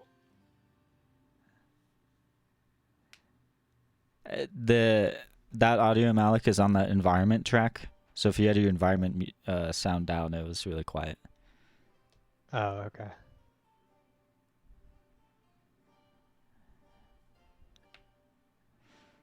What's going on?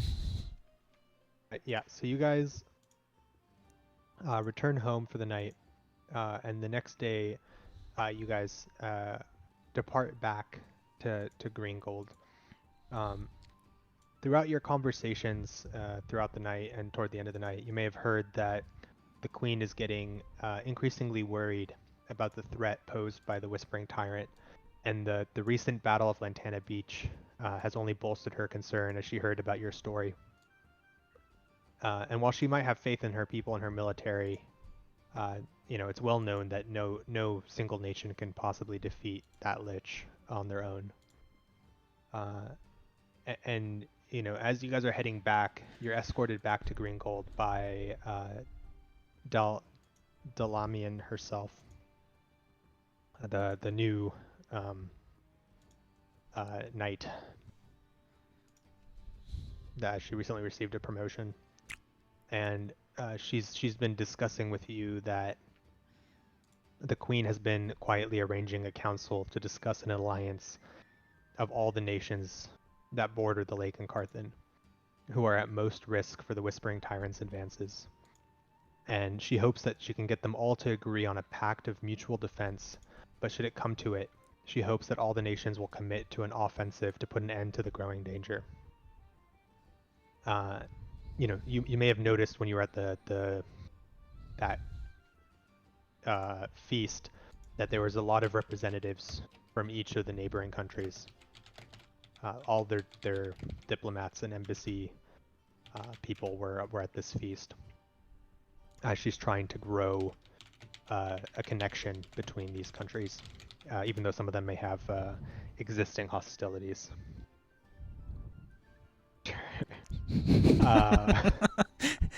We're gonna start Leto.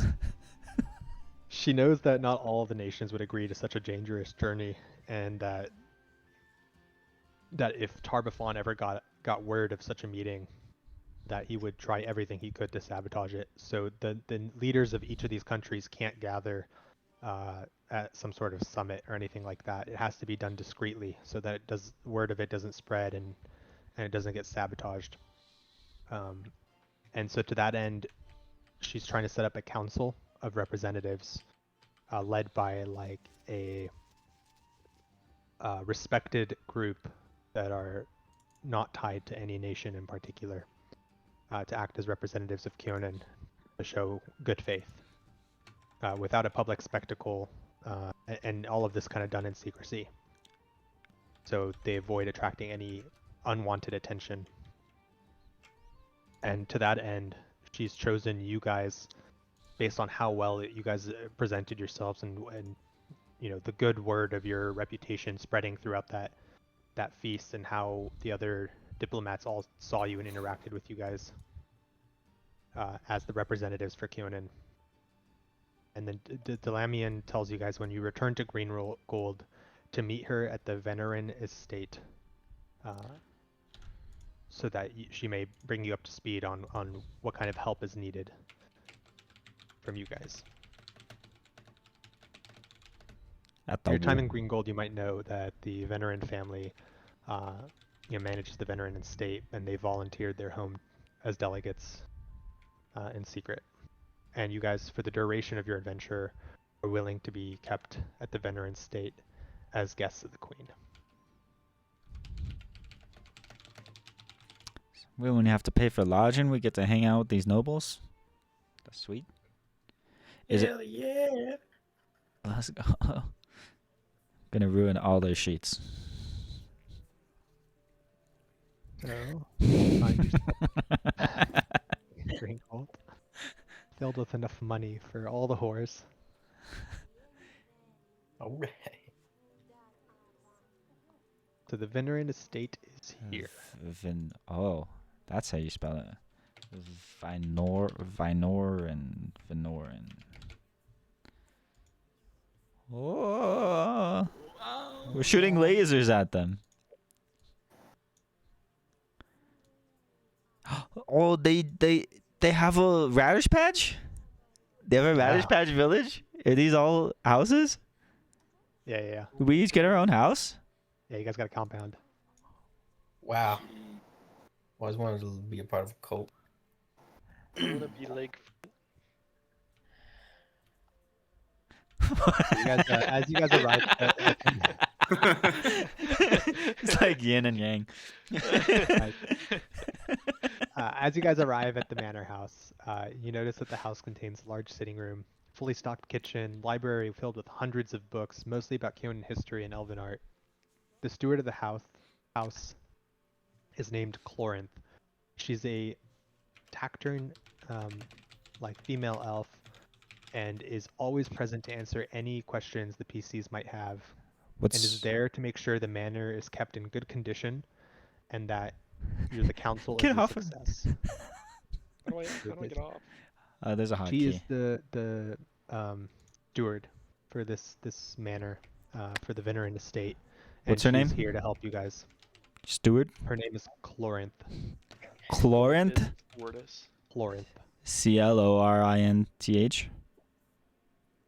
I'm copying into the chat. As a lady? Yes. Stewardess, okay. Yeah, stewardess. She guides you guys around the house. Explains to you about the kitchen and the books. She also refers to the garden. It's also known as the Stroll.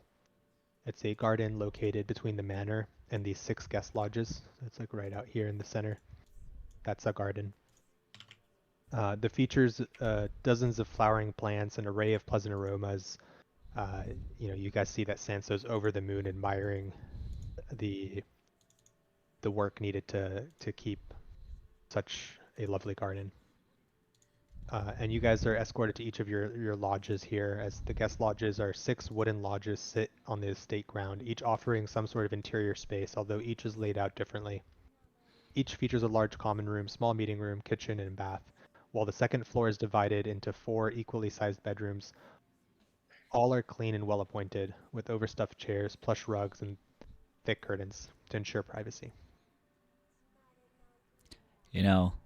Just north of the guest lodges sits a small lake, roughly the shape of a crescent. The lake is mostly clear and stocked with a variety of colorful fish that dart from place to place. And Clorinth says she comes out here to feed them at least twice a day.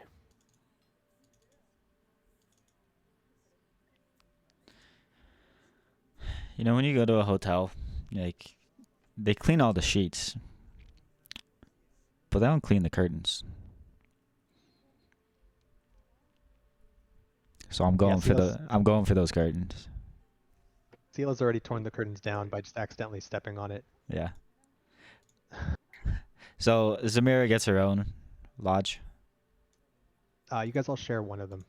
One? No. Yeah. No. No. Well, we're heroes. For team bonding. Nothing like a little team Summer bondage camp. before a battle. Wow. Team bondage before group bondage. I'm double checking this. Give me a second. I assume we each get our own lodge.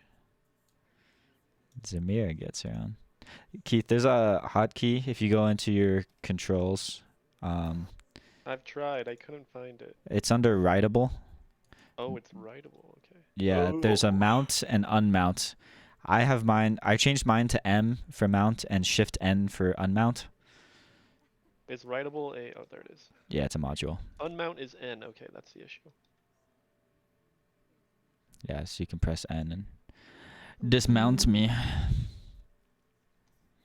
Stop riding me, Shalara. You guys are staying in the primary estate, not the lodges outside. What? But I want to be lakefront. Yeah, what the fuck? Those are reserved for the delegates. I'm Each delicate. delegation will be in one of Look, those there's not lodges. enough room for all of us here. Sela and Zamira each take up a whole wing of the house. whole wing of the estate, yeah. I'm bigger than the house. I think we're fitting. Siegfried is not going to be able to get in there. After Corinth introduces herself and takes you on a tour of the estate, she leads you back to the primary estate living room where Delamian is waiting for you guys. She greets you with an eager smile and says, "Welcome, my friends. I'm so glad that you've arrived. As we've only a few days to prepare, you're probably wondering what this is all about and why the Queen has called you here. Well, I'm excited to tell you that we're going to change the history of Galarian. In the next few days, we're going to broker an agreement between all nations in Lake and Carthan, an agreement to resist the Whispering Tyrant and defeat him. And all of you are going to help make it happen." And she provides, more details than what was just provided earlier on the trip. And she gives you guys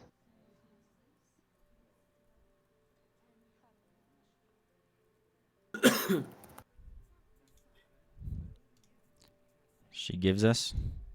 I know. I have to. When I have it popped out, it doesn't let me send to players. You can see my biography for items that she could give us. Gold. No, it's a handout. These elves on this audio track have some sexy laughs. Ah. Yeah, Oh. exactly. They know how to get a horse going. How do I show the handout? You can display it. Is there not a thing on the top? Yeah, there you Are go. you guys able to see this in Carthan Alliance summary? Yes. And we just see this page. Cool. Okay. So she hands you a copy of the goals of the Alliance. So what you're trying to accomplish. The Leto Charger? Or Charter? The charter, yeah. Lake and Carthan So Treaty she Organization? invites you guys out to join her for a lunch, where she tells you guys about how the Queen's been sending these secret messages to all these countries to get these delegates here. Not the leaders themselves, but low-ranking representatives, and they've been doing this all in secret to avoid attention. And she's hoping that with your reputation and your unbiased perspective as not a member of any of these countries, but just heroes that fight against the undead threat, that you'd be able to act as representatives that try and convince people of this threat, and to work together in this time of need. So your role in this will be to serve as the council's host and represent Kionan's interests. Specifically, the Queen wants you to ensure the agreement of all the attending nations, meeting with each representative, learning their concerns, addressing what they need to be cooperative. All of them are going to have different, Kinks. They're going to hate certain people. They're gonna want other people to concede something so that they can offer something. They all have their own interests. Your job is to find out what they are and how to get them all to work together and to agree to these 4 articles. To get as many of these representatives to agree to as many of these articles as possible.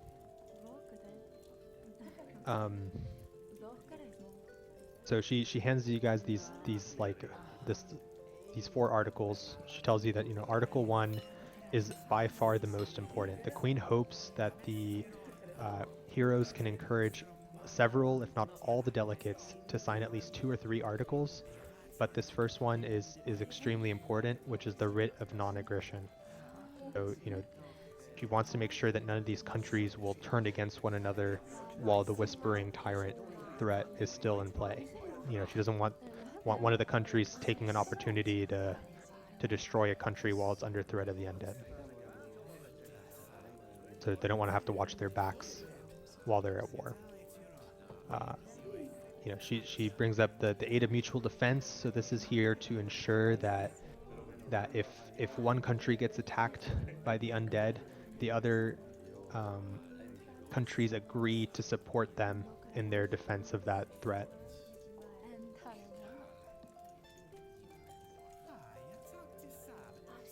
Sorry, I got that mixed up. I think that's the self-defense agreement. The mutual aid is to provide discounts for the countries that are in crisis due to the threat, to supply like weapons or medicine or whatever other countries need that other countries have during times of like this time of war, so that they can help each other without worrying about cost and profit. They're not trying to exploit others during a time of need. And then the third one is the self-defense. So if one country gets attacked, the other nation agrees to send troops to their aid, or, you know, siege engines, catapults, weapons, whatever, to help them defend their country. And the last article is the most ambitious. They suspect one of the more difficult ones to get some of the people to sign, which is the Conquest Accord, which states that if it's seen as necessary, that the countries will go to war and take the offensive against the Whispering Tyrant. And they'll work together to siege the island. She informs you guys that the council is scheduled to take place over 5 days, with the first set aside for opening remarks, an oath of secrecy, statement of goals, an agreement to act in good faith. The next 3 days are set aside for private negotiations, where you will have talks between the assembled representatives one-on-one. You guys will pick who to speak to. You guys will schedule your conversations. You will get 2 a day. Each will be 4 hours of duration. That'll be 2 influence encounters, where each of you will have an influence or what's the other one? Discovery action. And each of these nights will come with a special event that'll be separate opportunity to engage with the delegates. You know, these events are going to help allow the assembled emissaries to get to know one another, experience a bit of what Greengold has to offer, and Delamian stresses that the PCs, you know, you guys, the party, and other representatives keep the council a secret from anyone who's not part of the deliberations. It's extremely important that there's this word of this doesn't spread, because treachery could lead to everyone's death if Tarbafon pays attention to this. So she tells you guys to come. You know, you guys are going to be staying in the manor here, so that you can have direct communication and contact, close proximity to the delegates, and that the opening ceremony will occur at the Temple of Callistria in the afternoon the next day. So please meet there tomorrow.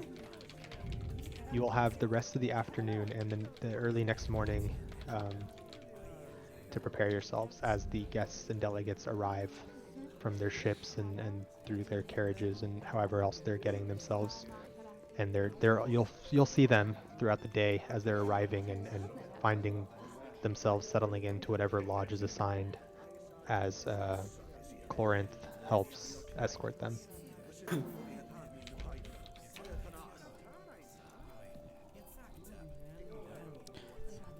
Clorinth and Delamian are here to help you as needed, to make sure that you know that. Like, if you have anyone you need to consult, she's here as the Queen's proxy. She wants to see it succeed.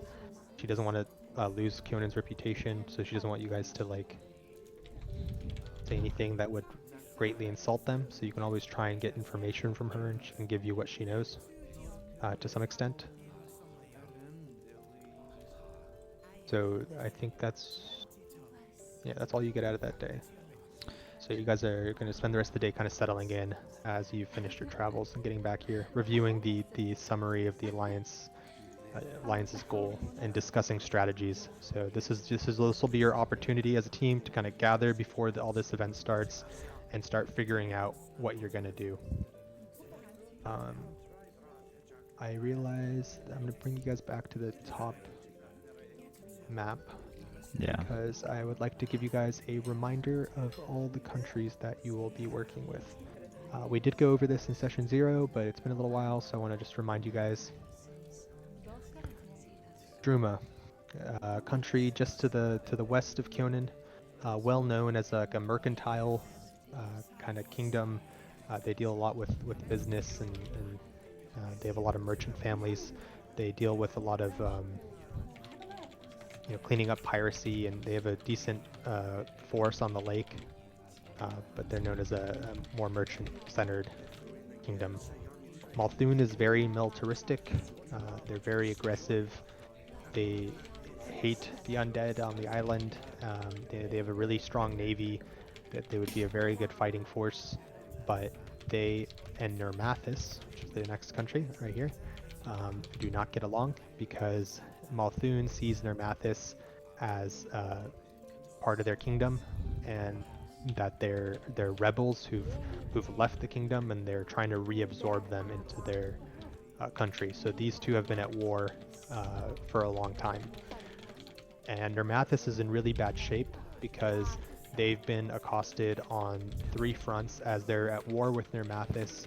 They're being attacked by the Isle of Terror, and they're being attacked by the dead from the Gravelands. So they are in dire need of help. This is like well-known information in the area.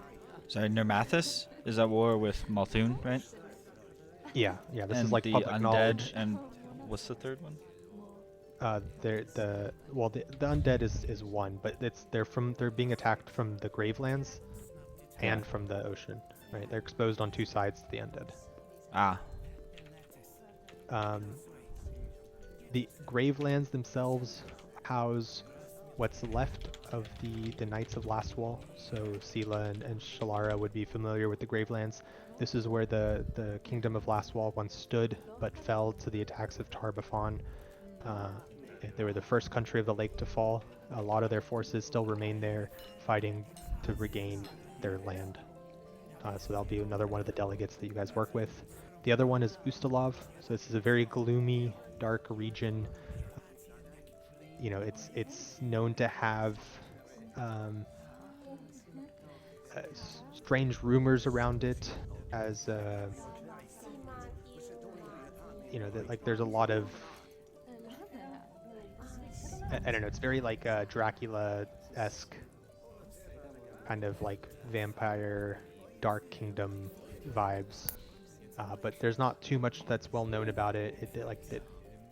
It's not like there are vampires that you know of. Like, it's just rumors and talks of those types of things going on, like darker things going on in Ustalov. And then Razmirin is basically a religious cult. It's a giant religious kingdom. They're very like a holy land. They follow the living god Razmir and his beliefs. The whole kingdom follows the Church of Razmir, and you know that it's not all what it seems, as a lot of people use religion to do things that to get away with things that they normally wouldn't otherwise. So some people do it out of faith, some people do it to abuse the power of the church.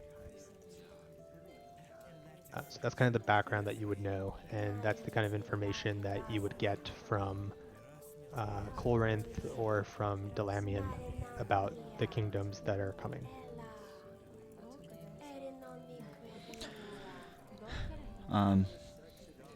During this day, I send Zamira out to go buy some silver tongue mutagens for us,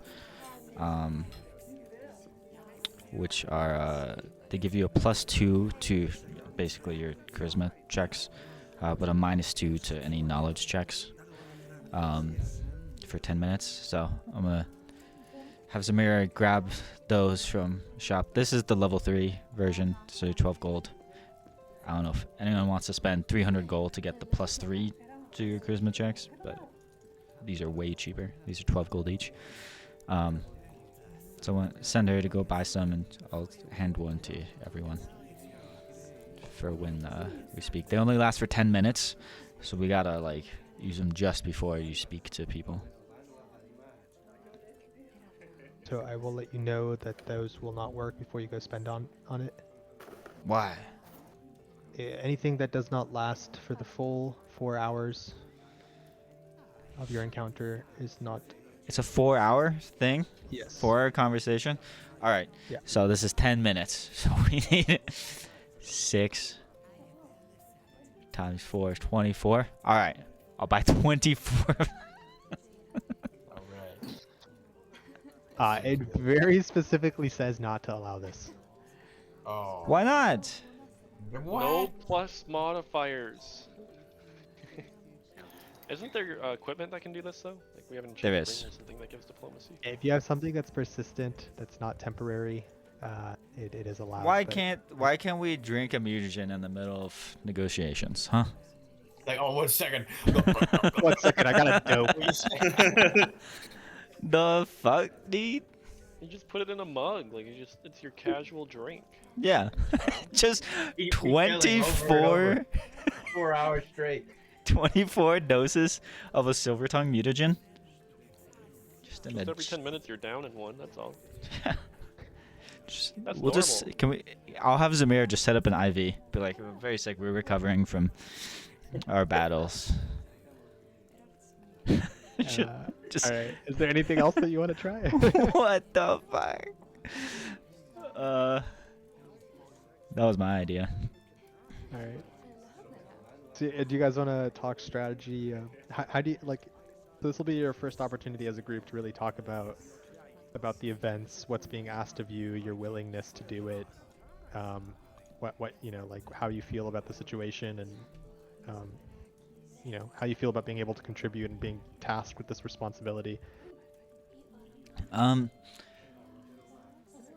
Like, I guess let's start with her having presented all this, because I don't want to skip to the next day just yet. Like, she tells you all this information over lunch, and she's looking for you guys to accept this responsibility. How do you respond to her? Sela's nodding along the entire time she's saying all this. And she'll go on. Yes, this is good. We need the strength of many nations to fight Tarpafan. They don't seem very helpful. They are more helpful than nothing. Imagine if it was not just us. The small roaming groups trying to take out the undead. Imagine if we had the full weight of all these nations. We could clear out the Gravelands in a single conquest. Just a few months. We could lay waste to all the undead. They're not interested in battle. Well, I've seen these fat cats and they're not interested. they will be when the undead reach their shores. I know Ustalav and Nermathus have seen it, but now the others are being affected too. I Well, think Perhaps we let them suffer a bit before we try. well, they're arriving tomorrow. I think we at least warn them that The Whispering Tyrant, he will not grow old. He will not grow tired of this. He won't stop. I think the queen's trying to gather this too quickly. She should wait.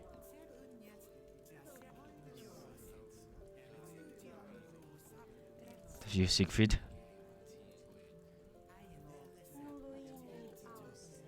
I think we should warn them.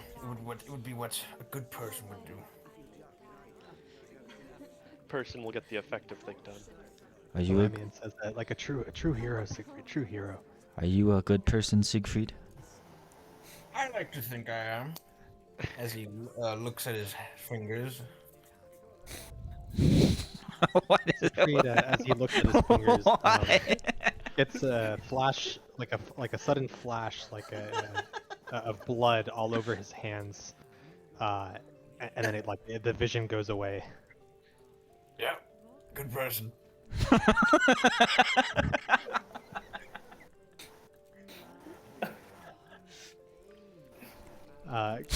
Stila, give me a perception check. I've seen those eyes before. Maybe You not. have no idea. Yeah, it's only for a very brief moment, but you can see that just a hint of a haunted look in his eyes for a second, but you're not really able to tell more. Probably a good person. Yeah, probably a good person.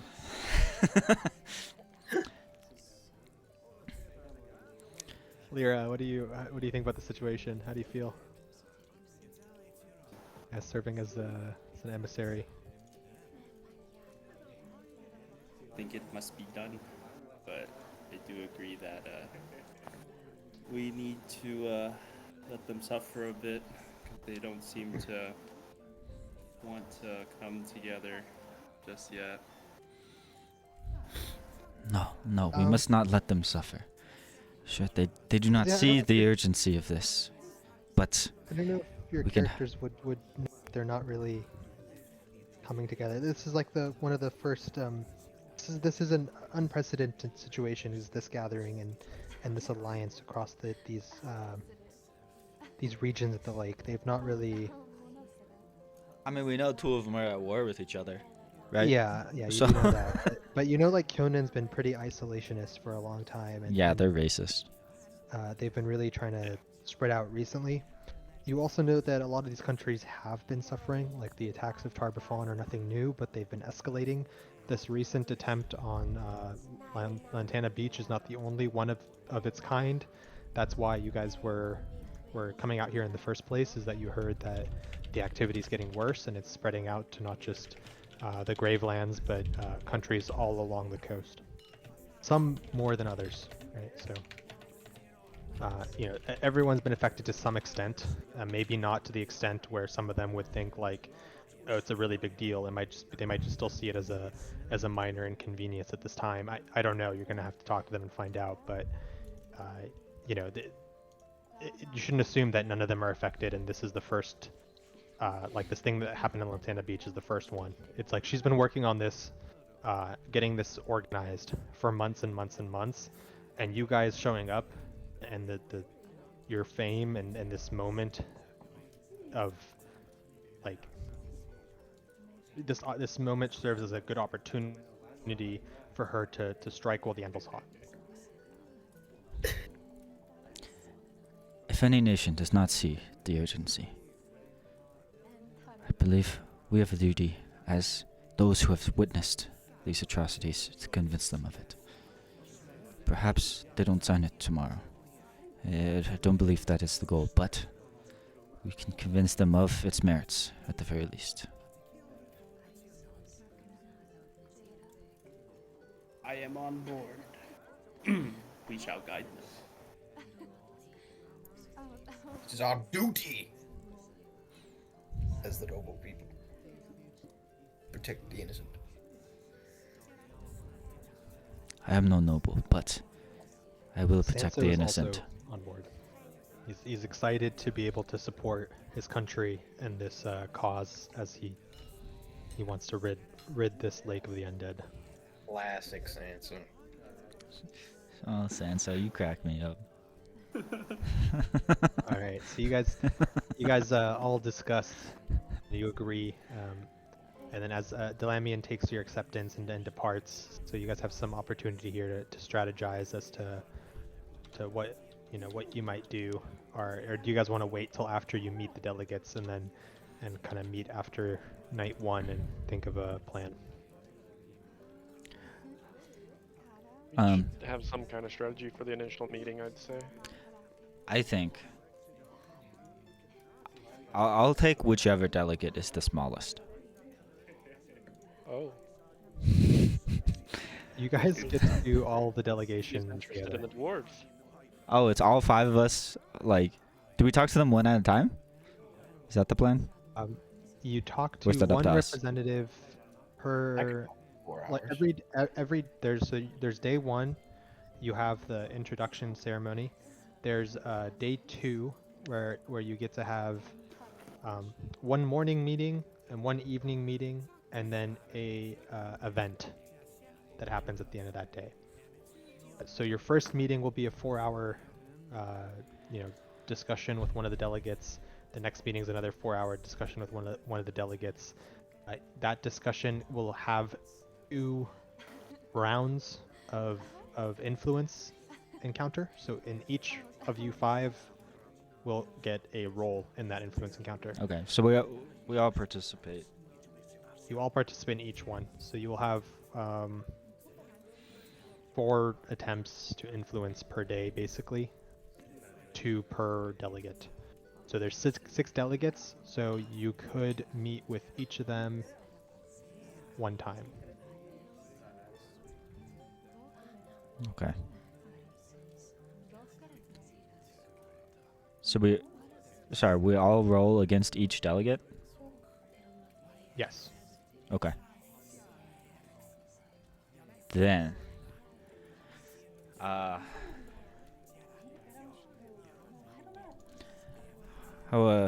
charming is Shalara? Not at all. Not charming.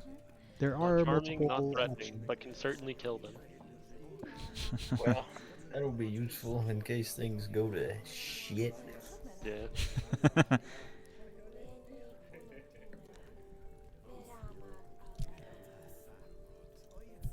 We've got a very high charisma party, so I'm not that Yes, concerned. very charisma. You are very charisma, Siegfried. We have Yeah, we'll go over the influence stuff again once we get to the first encounter. yeah. I don't know.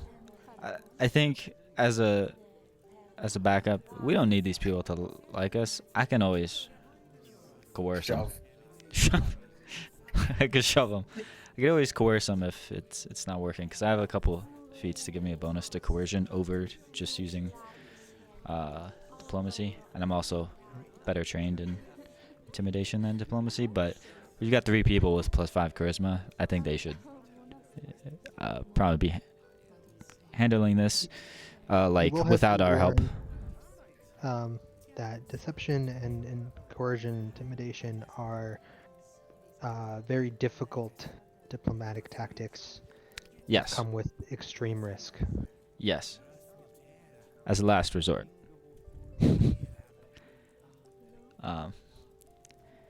And as a last resort, Shalara shoots them. I don't know. I don't know what strategy. Like, do we get to pick the order that we speak to Yes. these? Okay. And you will potentially get information during the opening ceremony, depending on how attentive your characters are. I think the most important thing is probably to get Multhune on board before Nermathis, in my opinion. But do we speak to them first? Or do we speak to... Yeah, I think it's one of those two, for sure. Druma, I think we can just be like, yeah, you'll make a bunch of money if we go to war. But I think Nermathis will be on board because they don't want to be in war. But I think they'll be relying on Multhune agreeing to it first. Right? yeah. I mean, they'll probably just join regardless if we're like willing to help them. Yeah. but I don't know. I feel like Malthune might not be down if Nermathus is on it too. So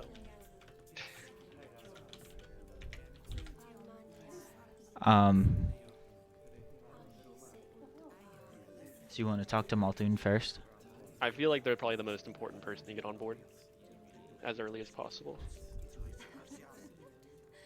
But what will that signal to the others that we're talking to them first? Do you think that matters? We want strength, right? Because they're more militaristic. I'm worried that Ustalov and Razmir are both kind of wild cards. I don't know what the fuck's coming out of there. Wait, I got my mask. I got my mask for Rasmurin, so you know. Oh, We in it. we in it. Okay. Yeah, I'm not worried about Druma or Nermathus. Druma, we could be like, we know you don't like the having to give people free shit, but go to war. There's gonna be a lot of trade, you know, a lot of production. Nermathus needs some fucking help, so they're chill. Yeah, I guess we'll talk to Malthune first. I don't know what to think of Ustalov and Razmir. It's just gonna be kind of whatever with them. I think Ustalov, they share a border with the Gravelands as well. They'll be a little bit easier. Razmir, luckily we got a guy on the inside here.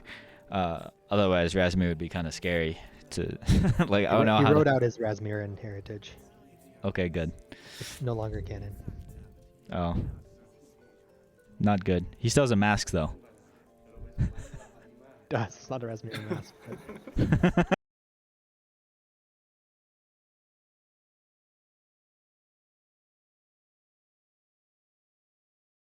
But bed then after this discussion and get up early in the morning for the opening ceremony. Yeah. Since you won't let me use my fucking mutagens. All 24 of them. I can buy enough. Whoa. The fuck is this? I'm looking. Is this a room? Is this the roof? I'm putting in your actors. Give me a second. Oh, that is a Oh, roof. Oh shit. Whoa. Whoa. I put myself inside. I'm sorry. I'll come outside. Get out of there, Sela. I was putting you on the scene, you bitch. You're too slow. I have to drag you all down one at a time. No, you don't. If Can I you grab all of you? if you drag the party, like the folder, onto it, try that. Oh. Well, you're all here already. I'll try it next time. Okay. Alright, so you guys arrive in front of the temple. This is the Temple of Callistria.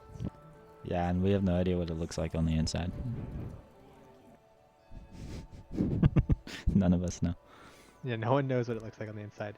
So you guys get here, and Delamian is in a near frenzy as she scurries around to prepare the area for the first meeting. She will escort you in. How come there's only female escorts?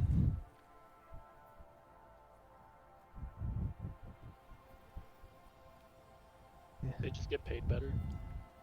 It's true. Sorry, I have to like bring her actor out there. There's a pay gap between men and women in this realm. Wow. It is gender a- inequality. Even Heroes, you've arrived. Please come in. We must prepare for the delegates. Can you open both doors? Oh, thank you. I don't fit through just one. Nice place. So you guys, when you woke up this morning, Clorinth helped you all dress in the appropriate Kyonin attire, with a green crystal wrapped in a thorn-covered vine with the Kyonin symbol in their like diplomat's outfit. So you guys are all wearing the appropriate wear, kind of like this green outfit that Delamian's wearing. Can I still wear my armor and just wear like that stuff on top? Sure. Because I want them to know, like, I'm a war hero, and I'm always ready. Whoa, the floor is a sword.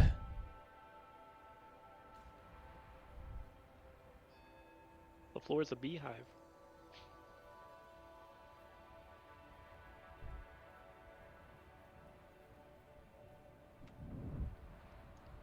And you got all this treasure over here too. Come right this way. Do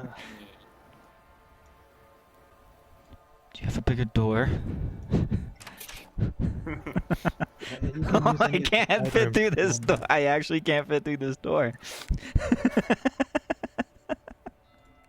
Please, come, continue. Over Oh, here. there's a bigger door. Thank you. Oh, no, not that one. Over here, please. Alright, hold on. Let me, I gotta do something here. Oh my god, I have to be trained to squeeze? Oh no. Alright, well, I got something for this. You can stay in the doorway, Sela. It's fine. As long as No, you no. can hear me. No, I can shrink myself with my armor. I shrink. I can feel it out. I can only do this once per day. It only lasts 5 minutes. Zamira, you can stay outside. She'll guard the door. So you guys come into her little office here. She's frantically getting ready, and Delamian tells you that the delegates from the other nation will be seated first, and you guys will be escorted in once they're all prepared. No. You've been given the honor of reading the Queen's greeting to the delegates as you enter, and she gives you. Ela's not going to be able to get back in there. This document. Siegfried, you should read this. Sure, of course. I snatched it right out of your hand. I think you should be the one to speak to them. You have the best voice. Oh, why? Thank you. Thank you. You don't I want me do to read agree. it? I do agree. No, anyone but Shalara. You're just like them. It's not because of your race. It's because you're ugly. Because of my race? No. You're just very focused on battle. Siegfried is much more charming. Several men have said I am quite attractive. Well, you must speak to the women as well.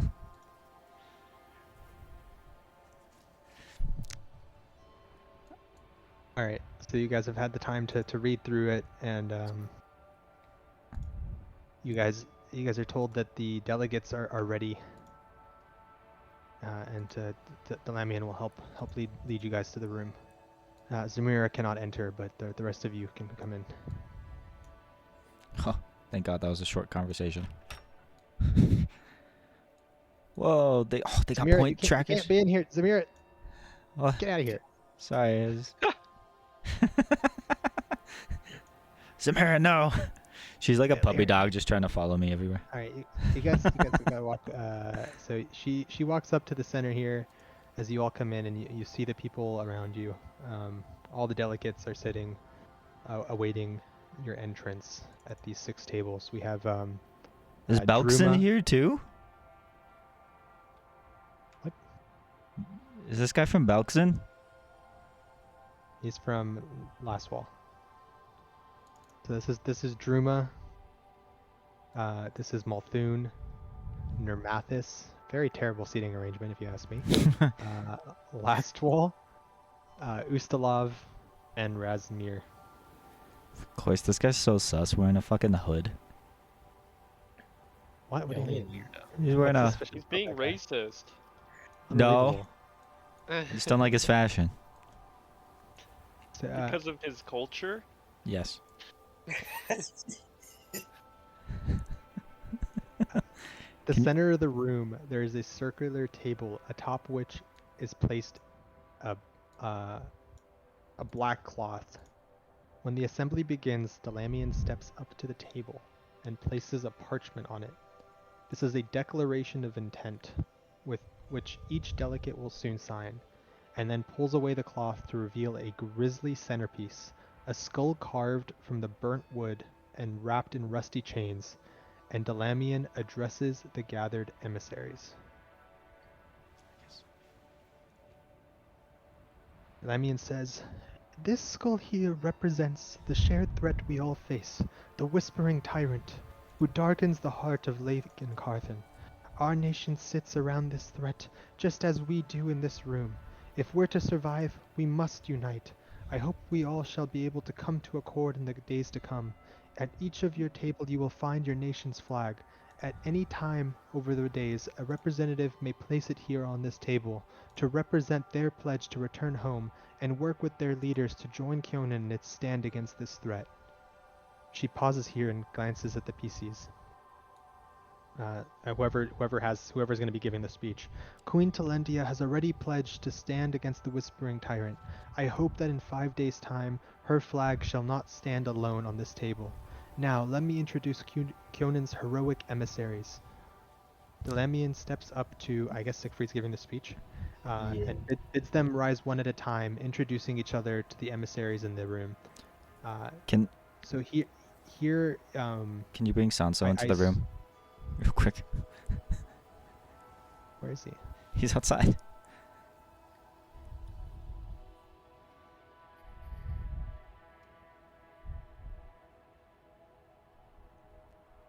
Because the camera tracks all of us. Thank you. So you guys will all go sit over. This is your area. Oh, there's only 4 seats, huh? I guess I'm fucking standing on the side. Yeah, they're not really made for horses. unlike hay. What cow's he dead? Shalar, get off. You need to dismount. Dismount, Shalar.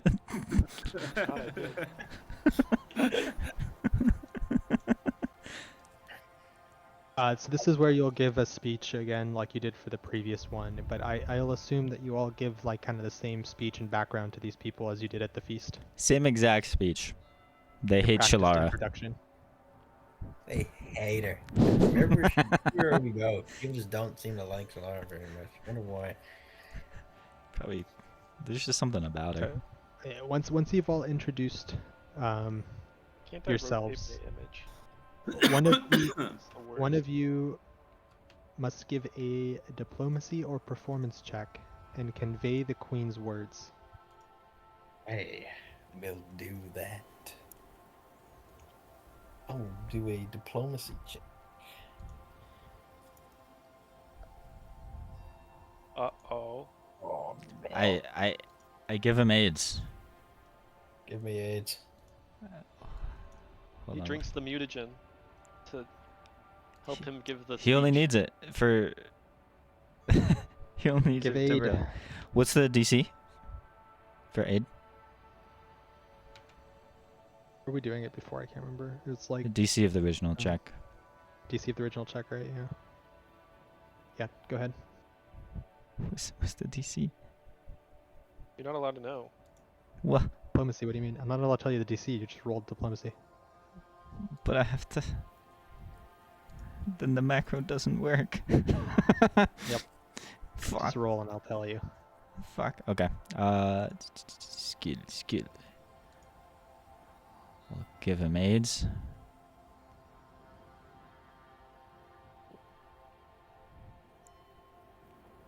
Ignore the macro part.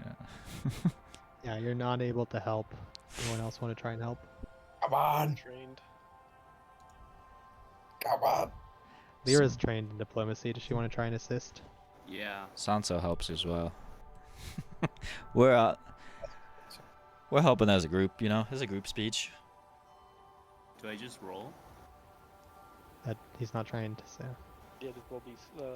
Sanso's Diplomacy. not trained in diplomacy.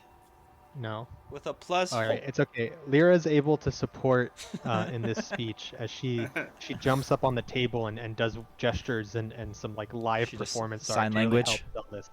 Yeah. They're all deaf. Yeah, she's really just adding emphasis to the speech. So go ahead, Siegfried, Alright. and read the handout. On behalf of the people of Kyonin, I welcome you to our land and to this critical council, one that might very well decide the future of our world. Let me thank you for coming and representing your people at this important juncture. I am sure your journey presented inconveniences. Your dedication to attending is but the first step in what is to be an even greater journey, one filled with immeasurable risks, if we are to achieve victory over an ancient and dreadful foe. What you do in the coming days will lay the groundwork for our first steps toward this victory. Steps I hope will lead us to a future of partnership and mutual aid. Kyonin's people are known for their self-reliance, but in this matter, we must stand side by side, for only together shall we have any chance at success. The tyrant's power grows, but it is not absolute. Together, we can break him. Together, we can put him back into the ground where he belongs, this time for good. I know that we have our differences, but I implore you to set them aside and look beyond them. We must fix our eyes ahead, plan for the worst, yet hope for the best. It all starts here, with you. Every living soul around Lake Encarthen is counting on us, and the sanctity of life and death alike is in our hands. May wisdom and compassion guide you. Queen Talandia Edesru. You hear some, everyone feeling a little bit riled up as you give this speech, and Lyra just like is sitting there, just like giving some real gusto to emphasize all the critical moments. Everyone looks like they're kind of rallied a little bit. Perfect. So I am tracking influence in a sheet. Okay. But I don't know if you guys are supposed to know the influence level. Probably not. No. But yeah, they do seem influenced by that speech, though. Oh yeah, they do. Perfect. Such a So good it's great speech. that you were able to get aid, because that was an important speech to deliver with Gil. Good aids. Good aids. Good aids. They've got good aids and not bad aids. So after you're done giving this,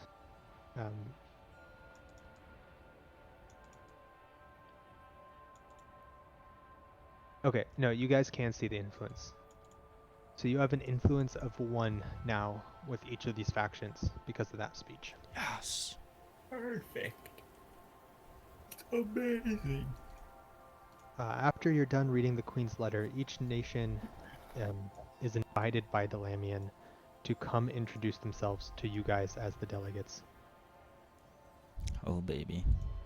They will start with Druma and go clockwise as they come to introduce themselves. They step up to the central table to sign the declaration of intent before coming over to you. So she comes over here and she will sign the declaration of intent in good faith and guarantee that their word will carry the backing of their respective patron nation.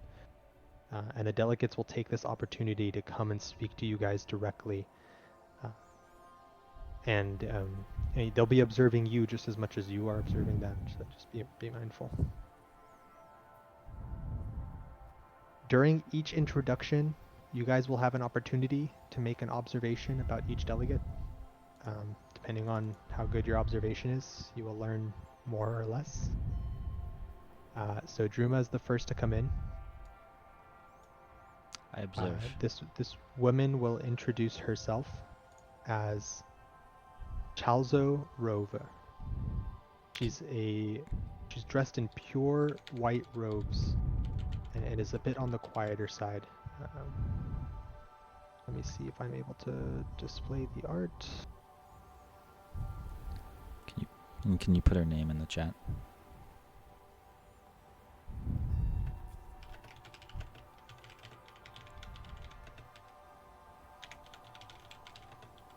She is the first to come up to you guys as a delegate for Druma. She'll announce herself as Chalzo Rove, prophet of the Calastrade, and goes on to state that many here know her from her ongoing campaigns against the pirates of Lake and Carthen. She says, well, we're all faced with the Whispering Tyrant's threat. She pledges that Druma will do all in its power to stand against them. She compliments, you have Druma's compliments on your heroics at Lantana Beach, and all of the incredible deeds you've performed before. Your clothes also seem to be tailored very well, and you have good armor. But if you ever want to be connected to even better materials or smiths, we in Druma have the best tailors and smith in all of Avestan. I can help connect you at any time. So, everyone give me a perception check. I perceive. You liar. Oh, is it blind? Perception's usually blind, I don't know. I click the eyeball, defaults to blind. Yeah.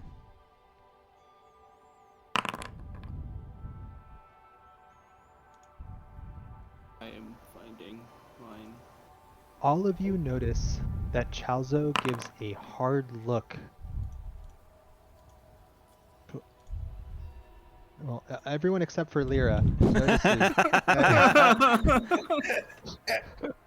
that Chalzo gives a hard look toward the Resmiran table during her speech when she mentions that she's been busy campaigning against the pirates of Lake and Carthen.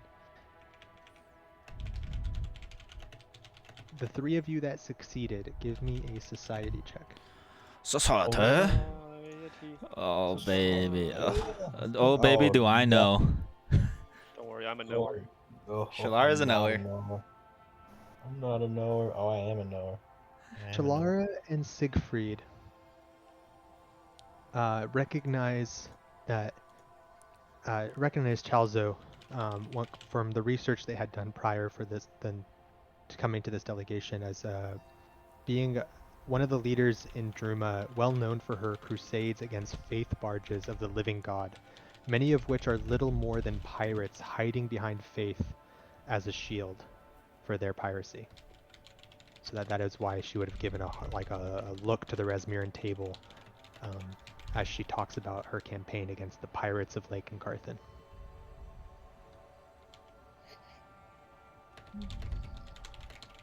Afterwards, she will, return to her table after giving you her sales pitch.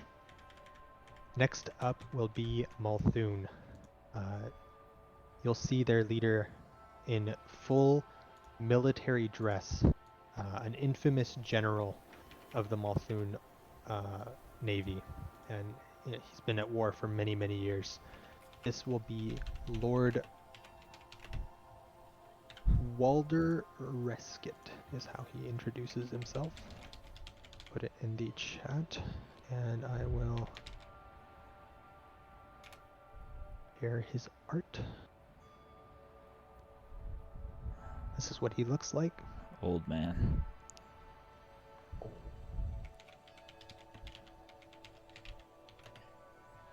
Give me 1 second. I just want to make sure I don't disclose anything I'm not supposed to before. They're warfare communists. Basically. Mommy? Got the hammer and sword instead of the hammer. He comes up to you guys and says, Malthun has been at war for many years now, but this has only hardened our nation's resolve and strengthened the power of our navy. I will declare here that the Whispering Tyrant has yet to field any ships that the Malthun's navy cannot handle. As he talks, he clearly turns and speaks to every single one of the representatives, and it intentionally skips over Nermathis as he does this. And then he will approach you guys as he does with a practice ceremony and nod. He seems very strict military, follows the code, does everything exactly. His bow is perfect. I congratulate you on your victory at Lantana Beach.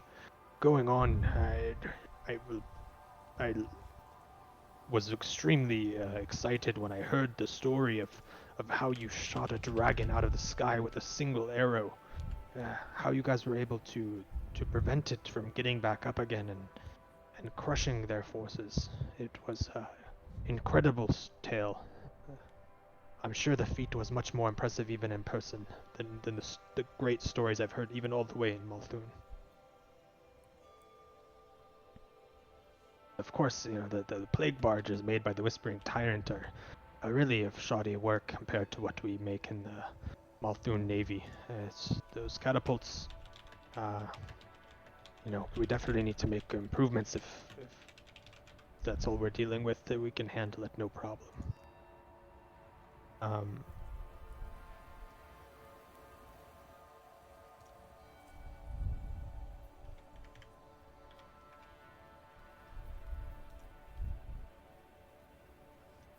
So when he talks about how the Multhun has been at war for many years now, it's not really any secret about this war. Like, you guys will know that he's talking about his conflict with Nermathis. And you know, that you would notice that that's why he intentionally doesn't address Nermathis at all. But he will also go and sign the intent to negotiate in good faith. Give me a perception check again. Oh, I'm a perceiver. I'm a perceiver. Believer.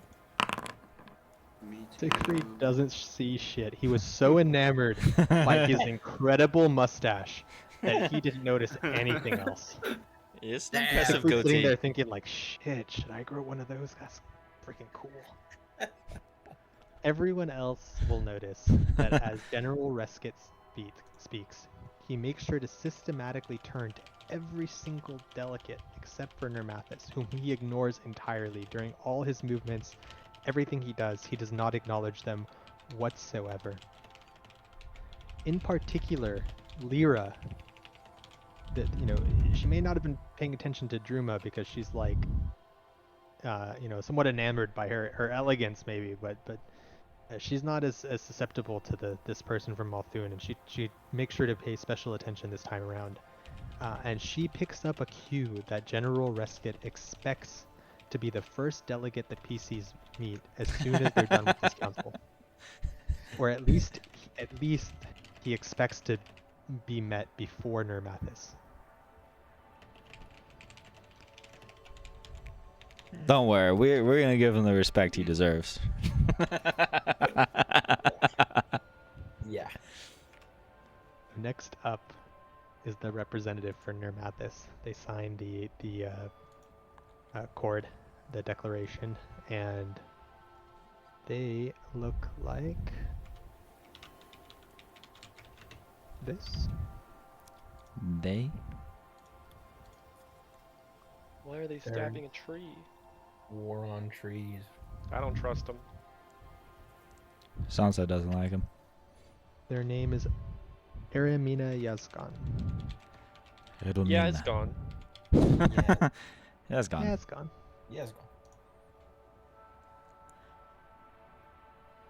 So Are men all a gone?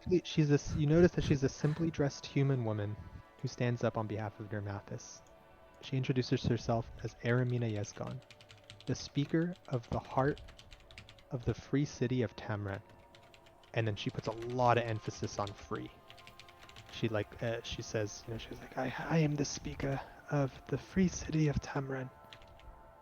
Free city of Tamran. She goes on to say that I cannot speak for every town and village in Nermathis. We have plenty of brave and fearless people in our home country. Extremely experienced at defeating invaders. Emphasizes invaders here. They will do whatever it takes to stop Tarbafon. She says that I will fully support the forest marshals and the Knights of the Everflame. from my country. They have we have their full support in this endeavor. You know, she's you guys notice that she's quite soft-spoken. She's not really like talking too loudly. She's like trying to talk with force, but she's it's at a bit of a quiet tone compared to blunt yelling of Malthun and the shrewd confidence of the Druma. But I must stress that we have a strong sense of community. You know, we must instill a strong sense of community here among this council as well if we are to succeed in an alliance. You know, any open hostilities between those assembled is likely to make this incredibly difficult.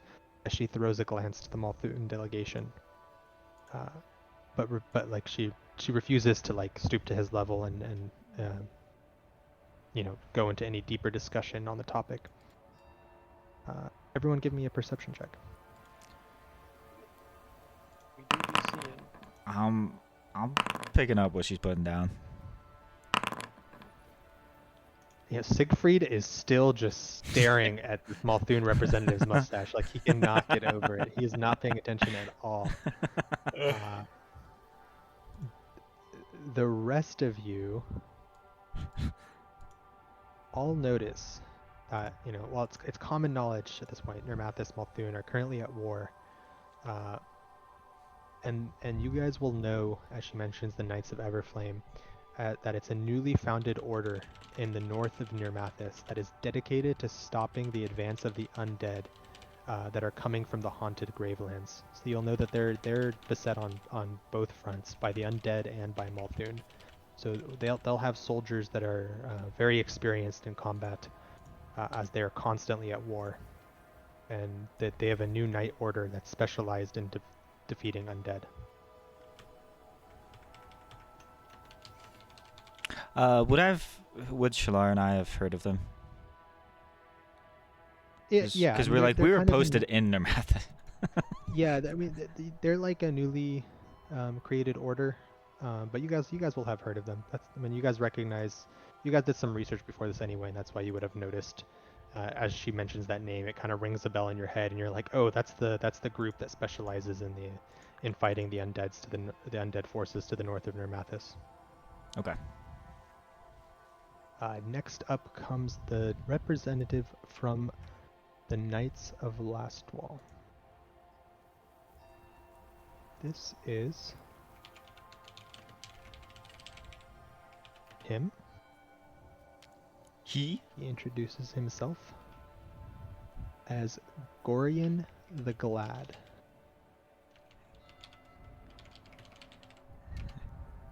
Good old Gorian. Alright, they put like the pictures in like all the way at the bottom. It's like to scroll all the way down and all the way back up every time. It's very annoying. Yeah. Now Gorian's accompanied by a handful of armored knights who stay quiet beside him. From the people who are representing Lastwall here, he's the only one wearing like a well-tailored clothing with a light leather armor. He will come up and sign the declaration of intent as he comes up to introduce himself to you guys, and he says, "Oh, hello. I am Gorian the Glad, emissary of the Shining Sentinels." He proudly declares that, you know, his origin, like he says Shining Sentinels with obvious pride. While Lastwall may have been the first to fall to Tarbathon, it was the first to stand in defiance of the Whispering Tyrant and his forces, and I swear that we will stand by any who take up arms against the undead menace. Gorian smiles toward you guys and gives a hearty thanks and handshake to every single one of you. Your deeds in repelling the undead at Lantana Beach was admirable. I commend all of you who fight against the undead, especially Sela and Shalara. I've heard of your great deeds from my fellows at the Knights of Lastwall. You guys are truly commendable for your deeds and your continued diligence fighting the undead urge. I'll give him a salute. And he gives a salute back. Hell yeah. Um, This is my dude. if you guys ever find yourselves in search of purpose or quest, Lastwell will always welcome you back. We're always looking for skilled soldiers and adventurers with a variety of skills. Even an old raider like me can take on the undead. Everyone give me perception again.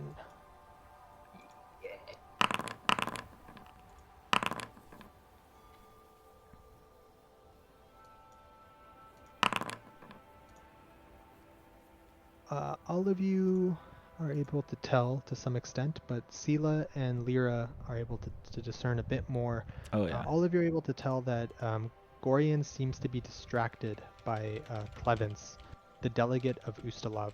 He seems concerned about his fellow delegates' health. Lyra and Sela in particular will notice that you guys kind of detect a bit of anger in his expression whenever he looks at Clevence. And maybe Sela, you like while you're close by and shaking his hand, you may have mentioned that, why do you keep looking over to him in such anger? Should I know anything before he comes up here? And he'll let you know. He'll whisper into your ear. I only hope that the representative from Ustalov is up for these talks. He seems unwell. And then I know what heads he's back. saying. I got it. He seems very pale, lacking color, and avoids sunlight at all costs. He comes up and he signs this paper as the member of Ustalov, who's a shockingly pale, gaunt man wearing an impeccable suit. I pull out my introduces pocket himself. garlic and throw it at him. Just kidding. You. Pocket garlic, go! His name is Clevence Ordranti. Can I share his image from his sheet? I think I can. Yes. If you click on his sheet and you click on his thing. Yeah. Fuck yeah. Okay. Saves me so much time. Yeah, he looks like that. It's like the vampire dad from Twilight. He does kind of, yeah. If you know, you know. He very like slowly and calmly walks up to you guys and Ustalov is no stranger to the depredations of Tarbafon. That is no desire to return to the old ways. He adds, he mentions, he kind of name drops here. My uncle will consider any offers to secure Ustalov's rightful place in the region. You'll have noticed too by now that, from like the way the assembly's gone so far, that very little people know anything about this guy, other than the fact that his last name is the name of the ruling prince of the Kingdom of Ustalov. Prince Ordranti? Yeah, and he claims that he's his uncle. He claims that the prince is the uncle. Okay. Yeah. So that's when he mentions like my uncle will consider Ustalov's rightful place. That's who he's name dropping here. He gives like a droll smile to you guys, and you guys can kind of tell that he's pretty haughty, kind of giving off vibes like those extreme like noblemen that you guys dealt with at the feast. And he's here, and when he walks up to you guys, you can tell that he expects you to treat him as a high noble. And he makes like very little small talk with you guys, other than he snidely remarks that you guys truly admirable to take up this deed, and you really have your work cut out for you to work with this here rabble to agree to anything.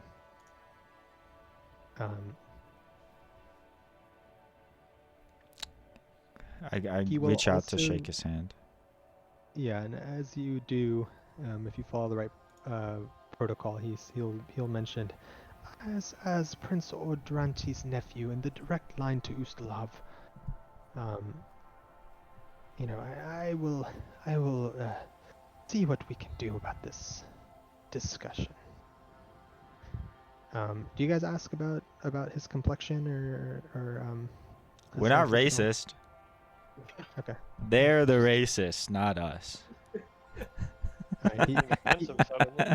he signs with like a really elegant flourish when he does his signing of the document. And it's in Everyone Wait. give me perception. Does he shake my hand? Yeah. Is it cold? Yeah. Hell yeah. I whisper, his hand He is does cold. he does use like a Glove? yeah, like, Like- he puts like something in between you guys so he doesn't touch your skin. Like MJ or OJ? More like a handkerchief, you know? Oh. So it fits. Yeah. Yeah. Did everyone give me a perception check? Who am I missing? Siegfried? Okay. Siegfried's, don't worry, he's not perceiving. He's still checking out Right. that mustache. Everyone notices that he's clearly the youngest of the delegates and is very inexperienced in politics compared to the rest of the people that you've dealt with so far. Shalara and Lyra in particular will notice that he seems to be extremely bored by this gathering and he's like excited to return home. And you'll also remember having heard around town, maybe during the celebrations following your success, some rumors that he is indeed the nephew, the youngest nephew of Prince Adward Ordanti, the current ruler of Ustalav. Last but not least, this handsome-looking fellow A really sexy hood. comes up and signs and then comes over to you guys. The final emissary, a well-built figure wearing a blue robe and a silver mask that completely conceals his feature. As he rises, almost everybody in the room looks at him with suspicion and doubt, except for Clevens, who just looks bored. The man speaks very clearly despite the mask. You guys don't see it hindering him at all, and with extreme polite formality. Oh, honored emissaries, this is a most auspicious gathering. Let me be the first to thank Kyonin for hosting such an incredible event. I am Alzarius, priest of the 12th step Mask of Razmir. He'll go on to say that although there are no current hostilities between the living god and the Whispering Tyrant, the living god is no friend of death. He wishes only for peace and prosperity for all his people. The living god is dedicated to the people of Lake Encarthen, and he will show his love to them through his defiance of this threat. By the time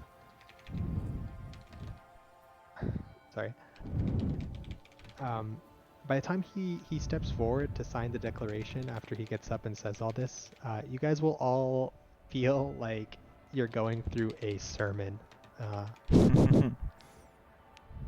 rather than anything else. And he just glides up and gives a sign with a flourish and a bow, and he comes up to you guys. Your performance thus far in this event has been exquisite. I am so glad to be able to work with you on this endeavor. Do any of you wear anything openly religious on your person? No. Well, They wouldn't be able to see it. It's under my armor, but I do wear something. Okay, yeah, so he doesn't know anything about it. Everyone give me perception again.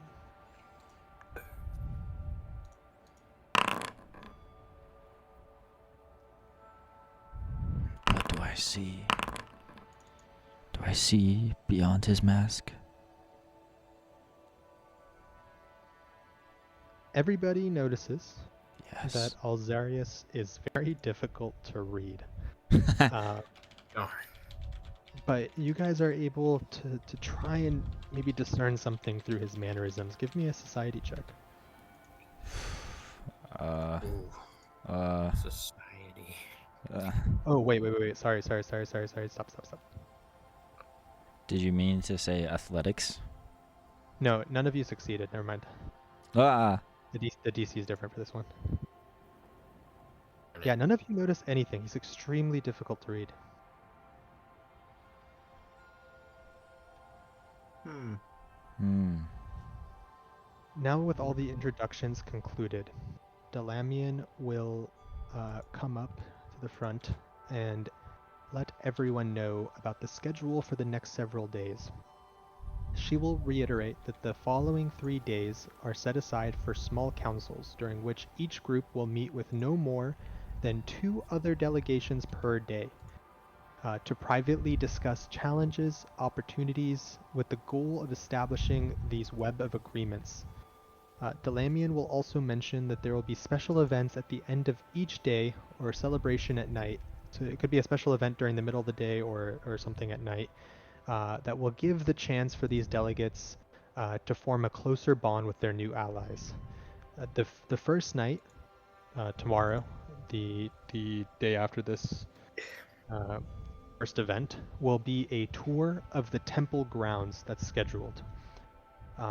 The third night will be a garden party, similar to the one that you guys experienced in the capital just the week before. And then the final night, or the third night, day 4, will include a trip into the town for the Founders Legacy Festival that's occurring on this week.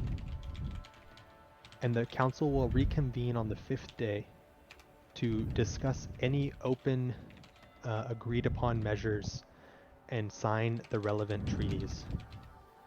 You know, anything that, as like, just for the players, when you guys end the last day, the Thursday, whatever, you know, you're here the first day, you have 3 days to work with them. At the end of that third day, at the end of that festival, your standing and your influence with them is kind of set, and that's all publicly formalized and discussed in a meeting on the final day, in which you guys will formally sign the documents to lock in these, whatever the people have agreed to sign. What's going on in the first 2 days? Other than So us the first meeting with day, them. You meet with 2 people, and then you will have a night tour of the temple grounds. Okay. The second day will be a garden party, and the third day will be the Founders Legacy Festival. I thought that was the 4th day. Yeah, I mean it's day 4, but day 3 in terms of yeah, day 4, whatever. So day 1 it's and 2 confusing 'cause we're just meeting with delegates. yeah, this is day 1. It's the opening ceremony. Day 2 is delegates and temple grounds. Day 3 is garden party and delegates. Day 4 Oh. is festival and delegates. Day 5 is closing ceremony. Ah, okay. Opening ceremony, night tour, garden party, festival, sign the treaty. Yep, and there will be six social events. There are 6 delegates. How you guys choose to do this is entirely up to you. I mean, it's set up in a way that you could have one influence encounter with every delegate. If you would rather focus on specific delegates and ignore others, that is also an option. There's nothing saying that you have to see every delegate once.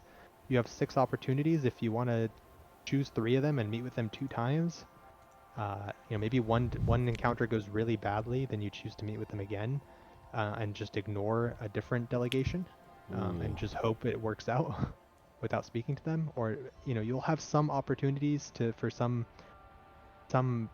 maybe not influence, but gauging current standings with people at these events and like other social encounters where you'll have a chance to talk to them.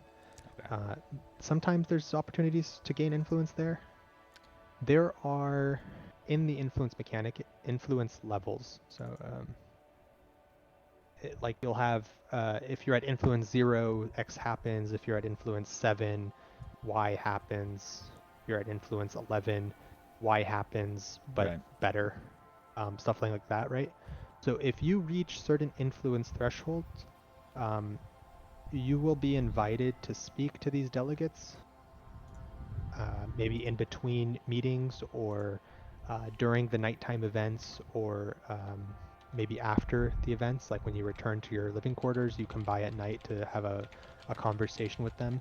This is not meant as an extra bonus influence counter, but more to provide you status on their current standings. So in case it helps impact other discussions, so you're up to date on what the current standing is. Because sometimes you will gain influence with a faction unknowingly, either through interconnections between the factions, where you do something with one faction and that you unknowingly, that spreads the rumor and that something happened, and then another force gives you bonus influence, and then they'll invite you over to let you know that their conditions for signing certain things have shifted a little bit, so that you stay aware of what's going on.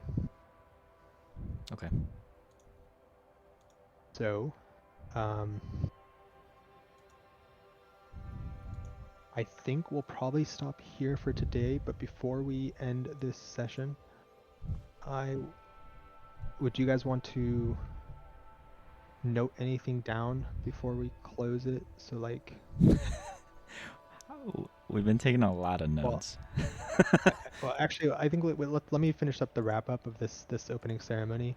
Okay. But just so before we like leave and end the session, it'll be over right after this. But let me know if you want me to like note down that your first session, who you picked, in case you guys forget or something. Like, cause I have a spreadsheet that I'm tracking that. So if you want to We're speaking with plan out Malthune.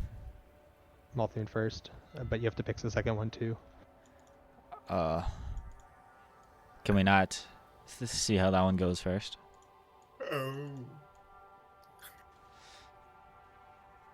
That's a good question. I think actually we'll cover that right now. Let me see.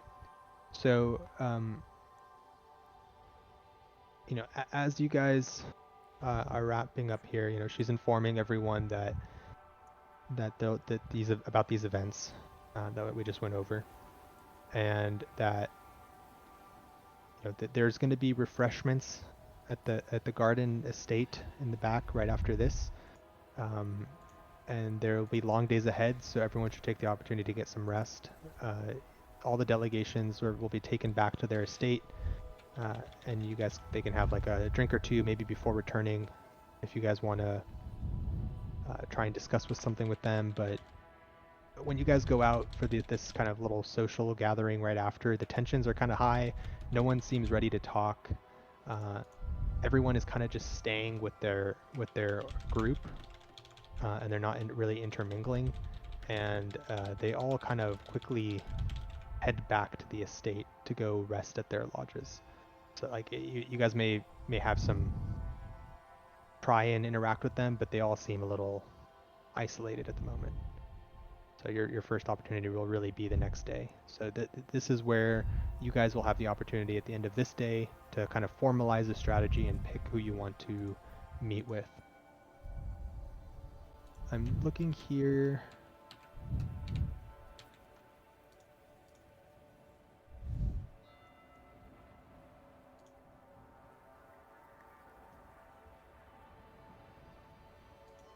It doesn't specify that you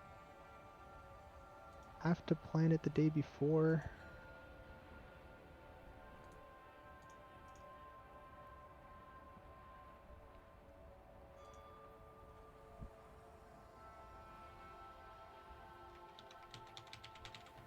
Yeah.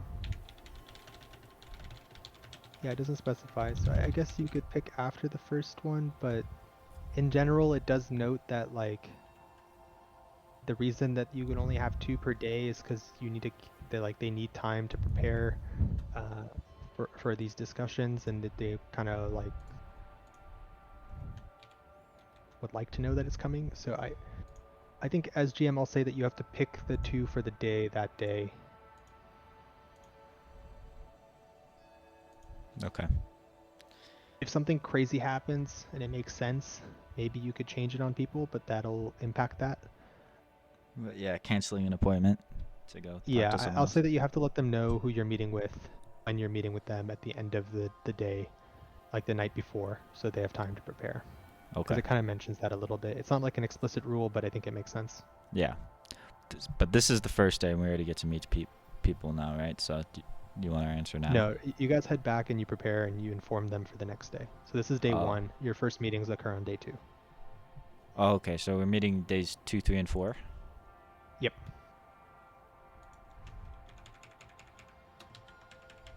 So you have Multhune as your morning appointment, your very first meeting. You'll have maybe sent someone over to inform the Multhune delegates of that, so they have time to prepare to see you in the morning.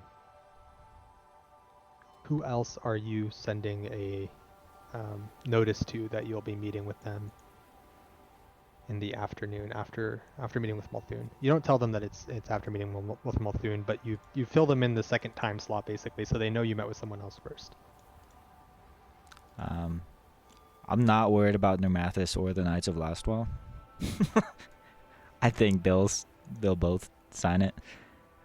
Maybe Nermathis with a little bit of convincing, but I'm not worried about the Knights of Lastwell at all. Maybe Druma?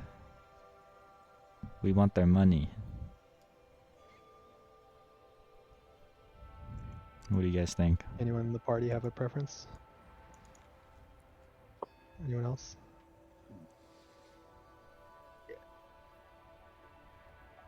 My only preference is just the Malthune guy. I just think he's the most important to talk to early. Yeah, Malthune, Ustalov, and Razmir all seem like problems here. Yeah. But Malthune at least. Ustalov, I don't know if we're gonna get anywhere. I feel like he might be low priority because I think he's gonna be a wasted effort. Yeah, same with Unless we Razmir. They're roll kind of. really well. Razmir's kind of in the similar boat. I think he's more likely than Ustalov guy, but I don't know. Maybe the inexperience of Ustalov can allow us to exploit him, though. I don't know. Coin toss there. Exploit his vulnerability. Exploit his vulnerability. Hey. Uh, Wanna be an investigator. Gotta pick someone. So you're gonna pick Druma as your second? Yeah, I think we'll need to talk to them at least once, unlike some of these other guys, because I think they won't like having to provide that second piece of like providing aid at a discount. They might not like that part, so we'll have to convince them of that.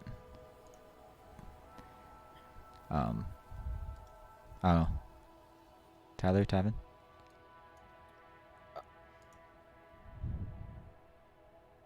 You're muted, Tyler. He's been talking this whole time. Oh. No. I'll go along with that. Yeah, me too. Okay. All right, so I think we'll end it here. Next week, we will kick it off with meeting with Multhune and then Druma, and having the evening event, which is the tour of the temple.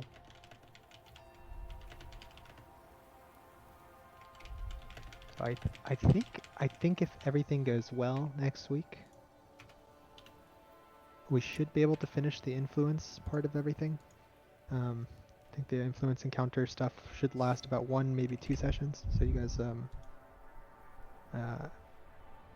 things will pick up a bit after that, hopefully. But I think that I'm excited for the influence encounter stuff. I think it's really detailed and well documented. Okay. So that's what we'll pick off next week.